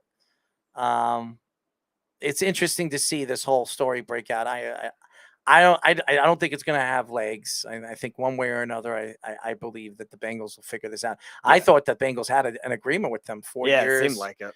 4 years, and it looked like he was going to sign. And then I guess, Bates Bates wanted more, and Bates believed that he's better than the offer that he got. So yeah, and I wonder if Minka's contract, because it just got signed too, about a month ago, maybe had something to do with it. And again, the way he played better, so maybe he's basing that as the merit for it, as division rival, young safety, same draft class type thing. And again, it was a big piece of a Super Bowl team that honestly doesn't have a great set of secondary pieces, and really led the way in that back end of that defense. And you're right, it's not a premier position too. So for him to do as much as he did with that is impressive. Yeah, I think that this story won't. I think after the next couple of weeks, I think OTA start in a week and a half. Some teams start training camp this week. Is it this week or next week? Some teams start them this week. Yeah, it varies. The Jets, I think, is next week. Okay, so yeah, some of them start in August, some of them start in like Thursday. late, I think it is. Yeah, it always varies with each team, but yeah, some of them next week. I know both. I think the Jaguars and the Cardinals have started already, and I think there were a couple others too. Well, and as you know, the Cardinals are going to be the face of Hard Knocks for the regular season. Who's the face? Detroit was the face of the middle season. Summer for the summer. So I'm interested, and I think Detroit's going to be fun to watch this year. I really do, with some of the acquisitions they've made, the draft that they had. I think they're going to be fun. I really do. So maybe we'll hear the Baby Yoda reference on the Cardinals Hard Knocks. Definitely. Yeah, definitely. Now we get the origin. I didn't even know they called him the Baby Yoda. That's interesting. Really Trevor Price, nickname reference guide. Yeah, there you go. He knows all about the nicknames. Yep. He's still with this lottery thing. Him and Jeff, Snug and Jeff. They got nothing else better to do than talk about this. When I mention a lot, it's not even funny. You know what's so funny about these two idiots? They sit there and they mock everything everybody else says, but when they say something, they think they're always right. I can't do with listening to them. Honestly, they'll call me a moron, but when half the radio waves, they have their own thoughts and their own common, thoughts to the arguments. And then these two idiots think that you have to be 100% right. It's just ridiculous. Anyways. Matthew Tkachuk traded to the Panthers. Flames get a haul. Speedy, I obviously a lot of people knew what I thought because I posted it on social media. What did you think? Yeah, you actually nailed it on the weekend crunch when you said the Flames are going to be asking for a lot because they missed out on Gaudreau. They're going to push harder in this kind of trade. And boy, did they get the result that they really I didn't think they could have even gotten anywhere. Mackenzie Weegar is probably a top 15 defenseman in the league. He's a guy that hits, blocks shots. He's a great passer. And then Jonathan Huberdeau was just a Hart Trophy finalist. The Panthers, I know they had to shed some salary cap. That's understandable. We're not in position to trade all those guys off right away. And the Flames, they were a team that was kind of thought of as they were good but needed a little more depth, or they needed to balance out their lines more, or they needed to be more physical. Just did all that in this kind of move, and they got a first round pick, and they got a good prospect. The Flames, I think, absolutely fleeced Florida, and Florida, for a team that just won the President's Trophy, not only did they get rid of their coach that got them the President's Trophy, now they just traded their second best or best defenseman and their healthiest defenseman, and a guy that was just a Hart Trophy finalist. And then paid Matthew Tkachuk. Yeah, Matthew Tkachuk could be a great player for that money. I think he's worth that money. But is it making the team better? Face of the team. You gotta be the face. You got to be the face of the team, and you're gonna have to elevate everybody else because they weren't even thought of. Like, I know they won the President's Trophy. Were they thought of as a team, like as a top 10 talent? They gave. Remember, they also lost Claude Giroux. Claude Giroux too. Yeah. Who they traded for? I forget how many picks they traded for Claude. Yeah, Giroux. I think it was a first and a third or something like that. Yeah. I mean, they lost him for nothing. Yeah. So, and he went to Ottawa. Yep. So, I don't know what Florida is doing. Yeah. I when I looked at this trade, I was like, wow. Yeah. And I don't know much about Weegar, but I know a little bit about the offensive style of game that they had last year and what they like to play. I was very surprised they gave up their best offensive player from last year and their arguably best defensive player. So I don't know what Florida's doing, but but again, Florida's been an organization that's always failed. Yeah. You know what I mean? The last time they were in a Stanley Cup Finals was when Van Beesbroek was in net for them. I think the last time they won a playoff series before this year was 2003 or something like that. They don't develop goalies well outside of Van Beesbroek when he came there. That's like really the only one they had in a couple years of Luongo when he was there a little bit, but that was really it. Yeah. never could keep a stable team, like getting even into the playoffs multiple years in a row. The Quenneville situation, you seem like they botched it. Yep. The hire. Then they bring in a coach, President's Trophy season. They get rid of him for who knows what. Well, they had to fire their coach, Quenneville, because of everything that happened in of Chicago. course. Even though I think if Quenneville was there, I think Florida beats Tampa. I think they do. I think Possible. I think they do. Because Quenneville knows how to win. He's won 3 Stanley Cups. Yep. So he's done it before. He understands, and that team was breaking records when Quenneville was there. I know they won the President Trophy, but really they won the President Trophy for what they did in the first half of the season. Right. It had a lot to do with Quenneville and the way he ran his team. So very surprised how they lost like 4 or 5 big pieces to that team in the offseason. Absolutely. It just seems like teams overreact in weird ways where Florida has to realize, okay, they weren't expected to win the President's Trophy. Could they have been like the 2nd or 3rd team in their division? Probably, sure. But nobody expected 116 points. Nobody expected them to do what they did with an interim coach, nevertheless. And then all of a sudden you trade 2 core pieces for Matthew Tkachuk, who's a great player. And I think he is. Yeah. But does it help your team that much? Should you have been in the runnings that much for that to be worth it? Just to stabilize your salary cap a little is, I don't know, that's a bit puzzling to me. I feel like there's other ways they could have manipulated it where maybe they could have restructured some contracts. I know Sergei Bobrovsky's got a pretty big one right now, and he's kind of playing in not a platoon role necessarily, but like a 1A, 1B with Spencer Knight, who's a good young goalie. So maybe there was something they could have done with that. And they're still not a great like overall deep defensive team. And now they lost Weegar too, which is going to hurt them a lot when they don't have much depth to begin with.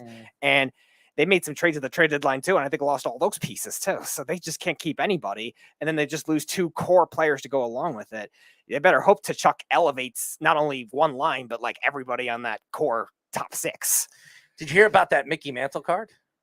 How much was that for? Well, right now it's 9.5 when it comes to the corners. I was reading about it. It's almost a perfect card, almost 10 out of 10. And they believe it's going to sell for over $10 million. Yeah, I was tracking it. Last time I checked, it was 7 something. So, wow, it's up to almost 10 now. That's what they believe it's going to sell at. Wow. Isn't that crazy? That is crazy. My grandfather had the same Mickey Mantle card. It's not anywhere in the same condition. Makes sense, card. yeah. I think it was like, I don't even know what it's graded, but if I were to grade it, maybe a 5, you know? Well, yeah, the authenticity level is not going to be the same with this one now. Could you imagine that? Right. Owning a card of that magnitude. Imagine it was signed. I think it might dip if it's signed.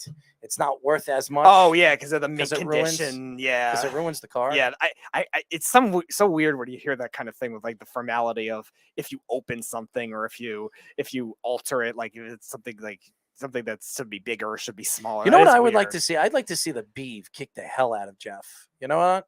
I would love to see it. I'm sure the Beeve is very encouraged. I think that. I honestly would have the Beeves back if it happens. Okay, because I would love to see it. And I think you want to know something.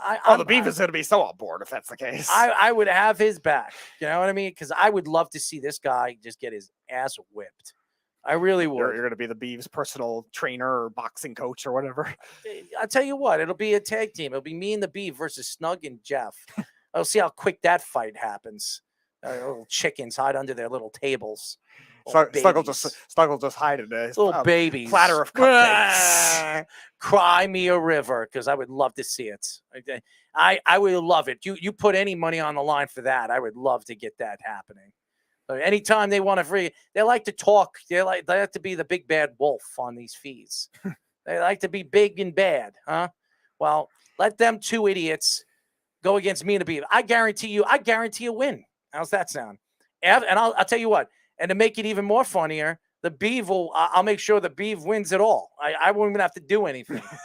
Okay? You're gonna fight his way just to get him the final KO. The Beeve wants to kill. Dude, I know he does. The Beeve wants to kill. It was the first thing. It was like one of the first things he said at your party. He wants to if kill. If I ever see that kid, I'm knocking him the F out. Yeah, he'll kill him. I don't know if he'll kill him, but I know he wants to. Oh, I know he does. I know he wants to. And Snug, he doesn't like Snug for what he said about his family, but I know he would like to take his licks on him too. You know. Oh, sure. But it would be fun. I think you want to make something happen, make that happen. I would love it. Jeff and Snug, the two tough guys that with their cupcakes and eating, and we know. morons. You would probably go out and tap out and go eat cupcakes. Yes, that's what we were saying. You're going to be stuck in the house of cupcakes until you get it blown down by the big bad wolf. So you better build it up well, Snug. That's what they are. Jeff's the big bad wolf, and Snug is the pigs. You know what I mean? That's what they are. Except they're allies. So they're allies. Yeah. Exactly. I mean, the whole plot twist. It's ridiculous. These two idiots. They talk a lot of crap on a feed, but they're not tough. They're just tough on the phone, tough on everything else because they think that they know and they like to attack people. But listen. I would love rent-free. Yeah, rent-free, Snug. Yeah, I'll give you rent-free. I'll give you rent-free. The house of cupcakes. You're just. I'll give you rent. You're totally it's like said, LOL. I'm totally the pigs. Yes, except you would eat your house of cupcakes before it closed down. I'll give him rent fee. Yeah, he'll be giving me his rent free. No, he'll give me his rent fee. How's that? Rent fee. There you go. You know what I mean? There's the charge of the house of cupcakes. After that whole thing, I mean, hey, listen. If these guys want, everybody keeps talking about Jeff and Tyler. Why don't we have Jeff? Jeff and the Beeve and me and Snug, we'll be their tag team. Well, we'll do that. We'll do this real, and it won't be wrestling. It'll be a real thing. We'll see. We'll see who comes out the winner. And we'll be on no talking and opening their mouths because they think that they're right. Okay. Yeah, you don't. It'll be whoever shuts the other person's mouth. Yeah, you don't want one of those weird, what is it, pre-fight things you see in the boxing or whatever. All those bad interviews that they usually have. I'm not whining about anything, Jeff. I don't know what you're talking about. I'm not whining about anything. I'm just, it's the Beeve wants to challenge you, so why not make it a double team, a tag team? Oh, the Beeve's been coming for him for who knows how long. Josh being the guest. Oh God. I don't know. Josh would probably join you eating the cupcakes, Snug. No, he wouldn't. Josh would come on this side. I know it. He'll pick up a chair and whack one of them with a chair. I know it. I don't know. See, Josh could be a neutral party. No, he wouldn't be. I don't know. He wouldn't be. The Beef was doing the thing with his sister. He wouldn't be. He'll say he would. His wife's sister. You see, it's so funny because Josh would say he was neutral. Okay. But when it came down to it, he wouldn't be. Josh would not be neutral in that. Not at all. So you think he would pull for the Beef, even though the thing with his wife's sister? Oh, because the Beef's on my team. Okay. He would pull on this team. Gotcha. Josh, he'll say he likes Snug and he says he likes Jeff, but when it comes down to it, you know where his ally is. So I don't think you want Josh to be the referee. So Josh would be the referee. I would honestly look for a neutral referee that can help you out. Because it's going to be a quick one. I'll tell you that. Stark says Josh would come off the top rope with the elbow. Yes, you would probably need that level of force, like to swing down. Well, he does like the Macho Man, so he does. Oh, was that his thing? Like swinging off a rope? Okay. Macho Man did the. I don't know wrestling, so I was curious. Like he swung down from like a rope from a high elevation. Oh, Snug wants Lyle. Lyle, yeah, of course. Lyle will have their side. I think he would. Oh, yeah. Snug loves Lyle. Of course he would. I think he would. I think Lyle would be on his side. I do. I wouldn't be afraid of Lyle. Jeff loved Lyle for one day and then just started hating him since. I wouldn't be afraid of Lyle. Are you kidding me? Oh, no. I'm not saying I would be either. They can have Lyle on their team. It'll be a handicap I'm not saying anyone on your team should be afraid of Lyle either. They can have him. He could be a handicap player. I don't care. 3-on-2. I don't care. Maybe Josh and Lyle should just go in like some kind of costume and just stand we'll on each other. We'll have a Survivor Series. 11 feet tall, one person. We can have a Survivor Series, at Thanksgiving. We'll have four fighters on each side, real fighting. You'll have Snug and Jeff and Lyle and whoever they want is their fourth guy. And it'll be me, Beeve, and Josh on the other side. So like the modern equivalent of like some Roman gladiator thing. Yeah, why not? I don't care. Well, you would definitely win that. I think we'd win, period. It doesn't matter. Of course. Yeah, I know you would. I think we'll win, period. It doesn't matter what the combination is. They can have whoever they want. They'll still lose. So I'm very confident about that. And even if they cheat and they try to pick up something and hit me with it, and I don't care. I have so much determination. Actually, I don't hate Jeff. I really don't. I don't hate Snug, but the beef does. He hates. I know. He hates them both. So big vendetta. I'll have the beefs back, and I'll back him up. It'll be fun.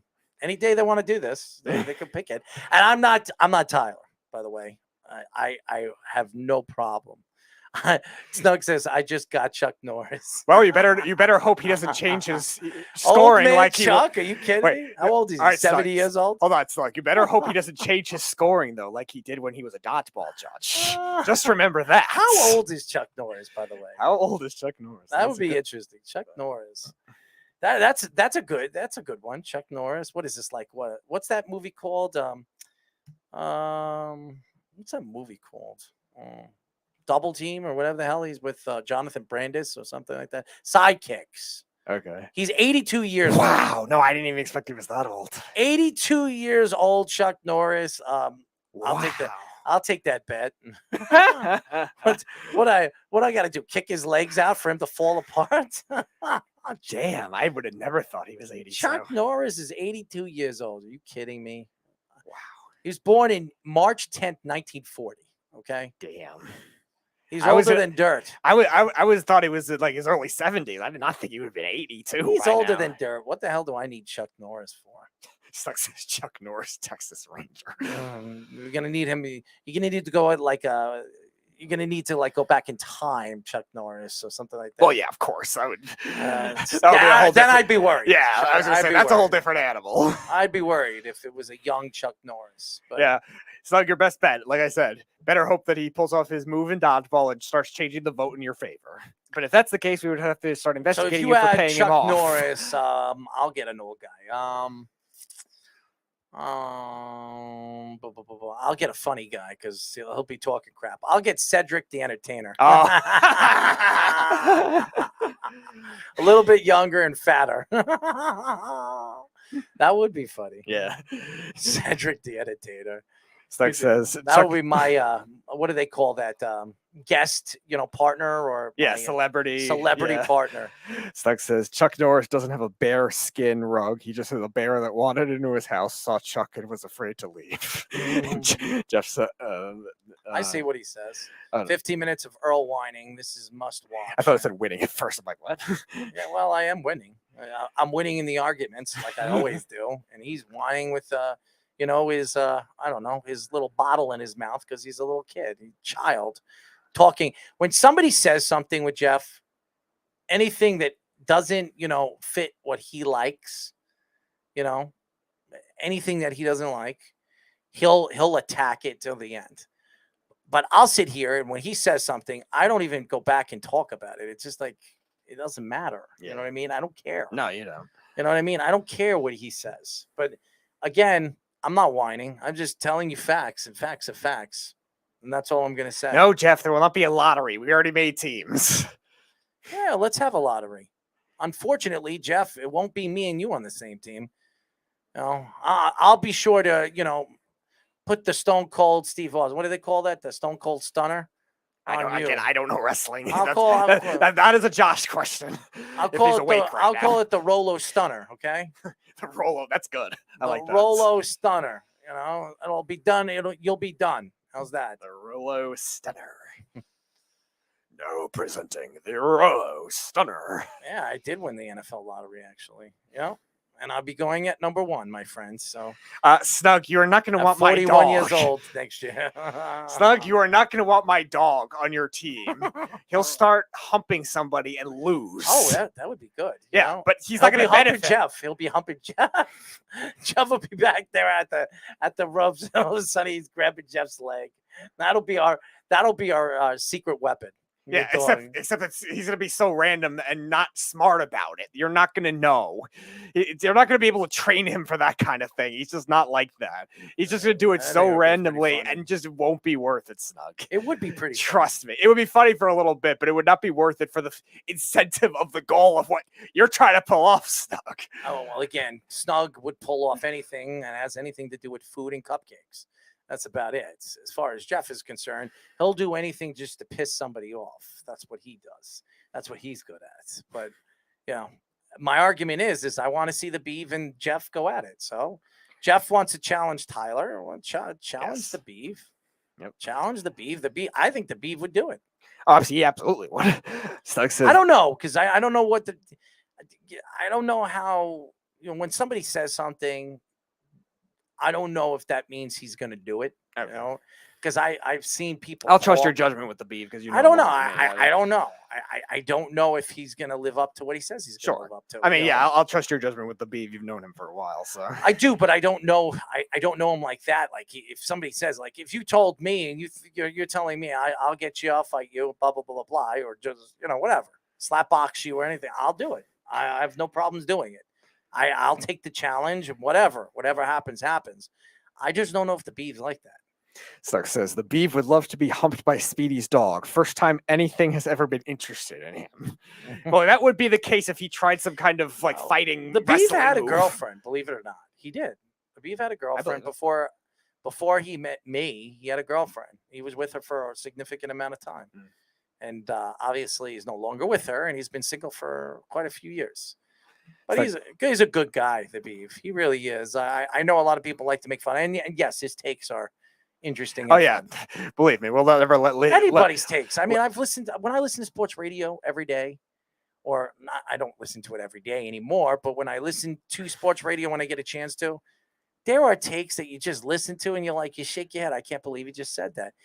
Everybody, that's sports media. That's what sports radio is. It's supposed to entertain you.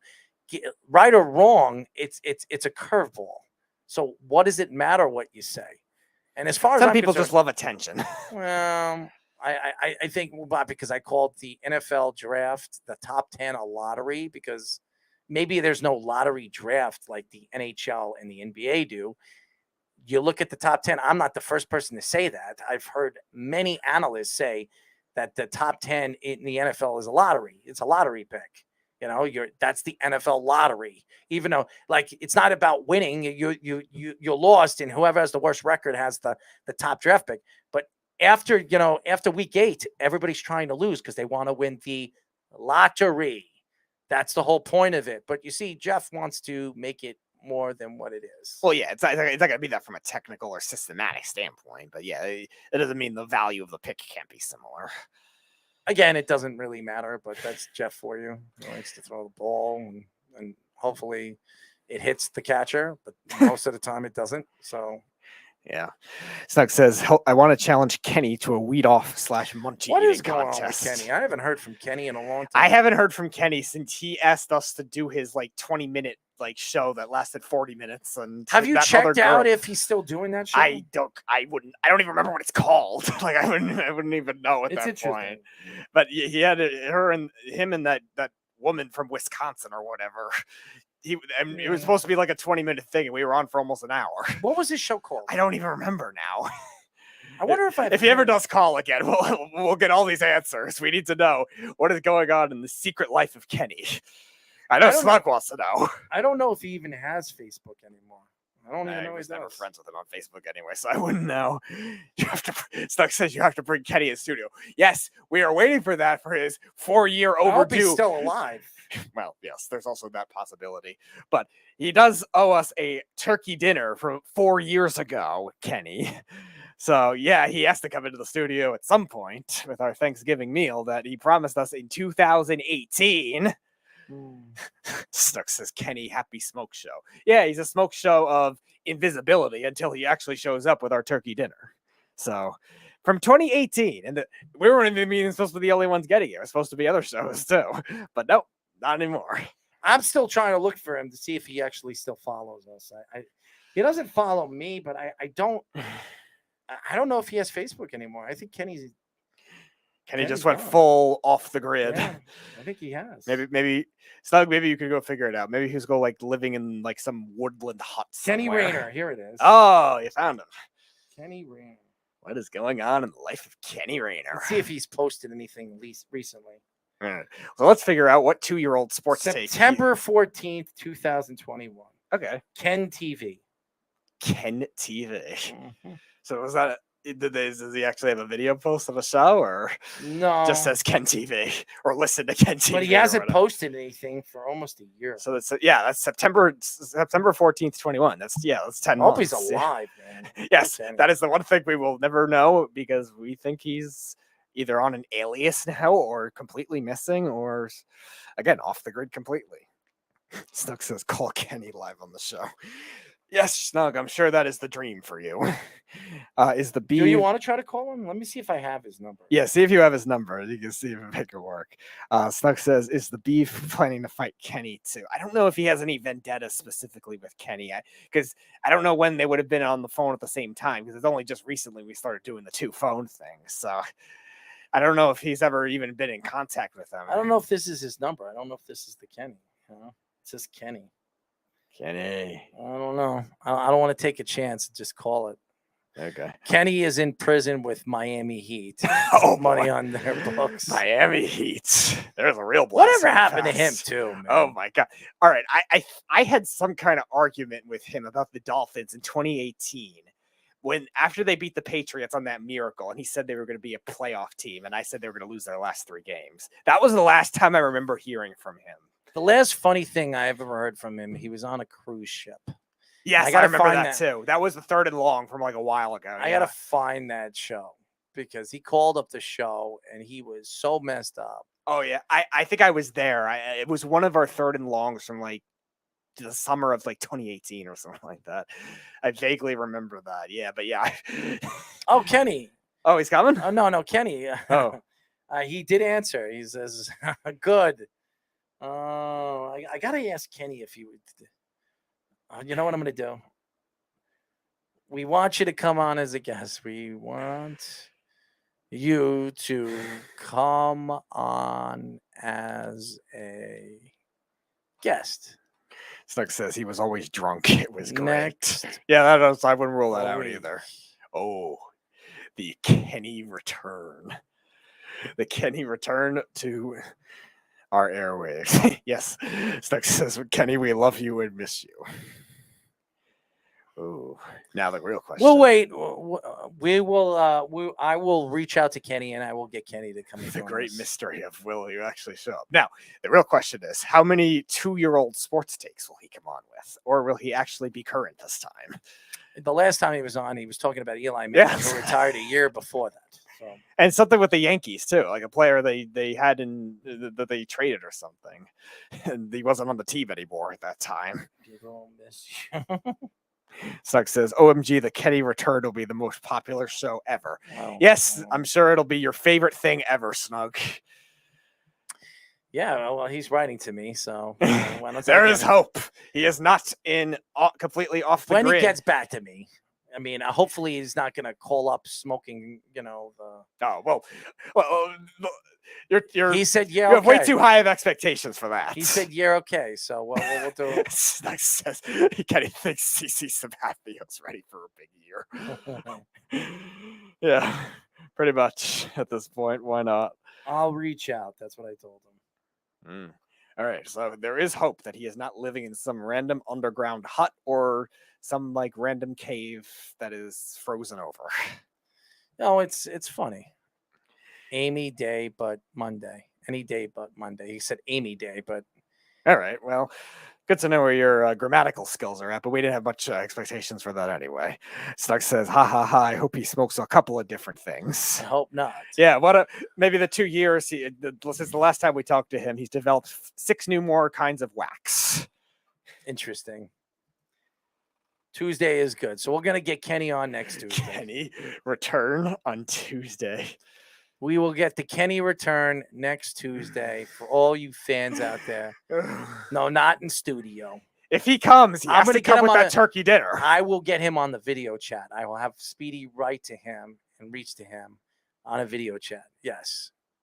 Yes, it'll be a cam. Yes. Oh, yeah. We need to see what he looks like and on cam, and hopefully with that turkey dinner, but I have low expectations for that at this point. Well, I'll bring it up to him.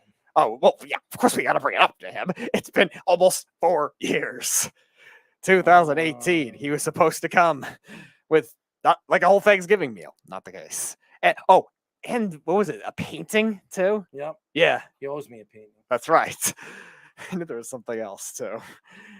A turkey dinner and a painting, an exquisite painting of Errol. That's what it was from 2018. That would be very nice in this. I room do right not now. want him to paint a picture of me.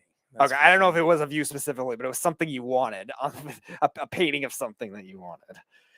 Snug says, Speedy, he's going to bring you an uncooked Hungry Man dinner. Yeah, that sounds about right. Probably right about that. I don't know. Anyways, that's it for our show, ladies and gentlemen. It was a great show. Thank you to our guests. Dean of the Knicks Film School, Jonathan Macri. It was very, very good. Thank you for joining us and giving us the time. Also, we were very happy to have Trevor Price on again. I believe a Hall of Famer. So yes, I definitely am interested. What he said, I don't need to travel to Long Island, right? No, Kenny. We still want that turkey dinner, though, Kenny. That'll be fun. Thank you. Thank you to all the fans that listen to us. Thank you for Jeff for calling our show and pissing me off even more. But I will not be here on Thursday, ladies and gentlemen. Joshua Silverberg will be filling in for me with Speedy 8 to 10. It won't be 9 to 12 next week. It'll be 8 to 10 with the different guests on Thursday. So it will not be me. He will be filling in for me. I'll be doing an event in New Jersey. So hopefully the show goes well. I'm hoping that it does. And Josh gives you a different look of sports media. So I'm intrigued. Definitely am. Carl will be ready for the 2-part questions for the guests. We know that. It'll be fun. It'll be fun. And Josh's return, and doing a show. So yes, the triumphant return of Mr. Silverberg, but it won't be with me. So it will be with Speedy. So he'll be joining and talking sports and all that other stuff. So I'm intrigued to hear what Mr. Silverberg, but he'll talk a lot of baseball. So get ready for it. Yeah, I would imagine so. Our first guest is baseball too, so that'll end up helping. Anything with the Mets. So. Yeah, of course. Anything that'll help the Mets. Now he's so ecstatic with this Contreras rumor. So we'll see what happens at the trade deadline. He believes the Mets are going to make the most moves. So. At this point, trying to fleece the Cubs is not a bad idea. I've mentioned I wanted Wade Miley, though, to help out with that relief pitching. They get Contreras, they're going to have to give up one or possibly 2 top prospects. Yeah. So good luck. Yeah, catching market is brutal as it is. You might have to give up Alvarez for him and somebody else. I don't know about Alvarez, but you definitely. Why? If you're going to get a catcher, you're going to go after a top end catcher. Why would you keep Alvarez? Yeah, I know. I get that. I get that positionally, but in terms of like the true value of the prospect versus the true value of the player, I don't know about that. It's going to be a lot, but nevertheless, I still want them to stick with pitching. 2 relief pitchers would be very nice right now. Well, David Robertson's another name that's coming into it. So I would expect if they're going after Contreras, they're going to re-sign him. So they're going to trade Alvarez. He would be one of the pieces that they're going to move, which is crazy.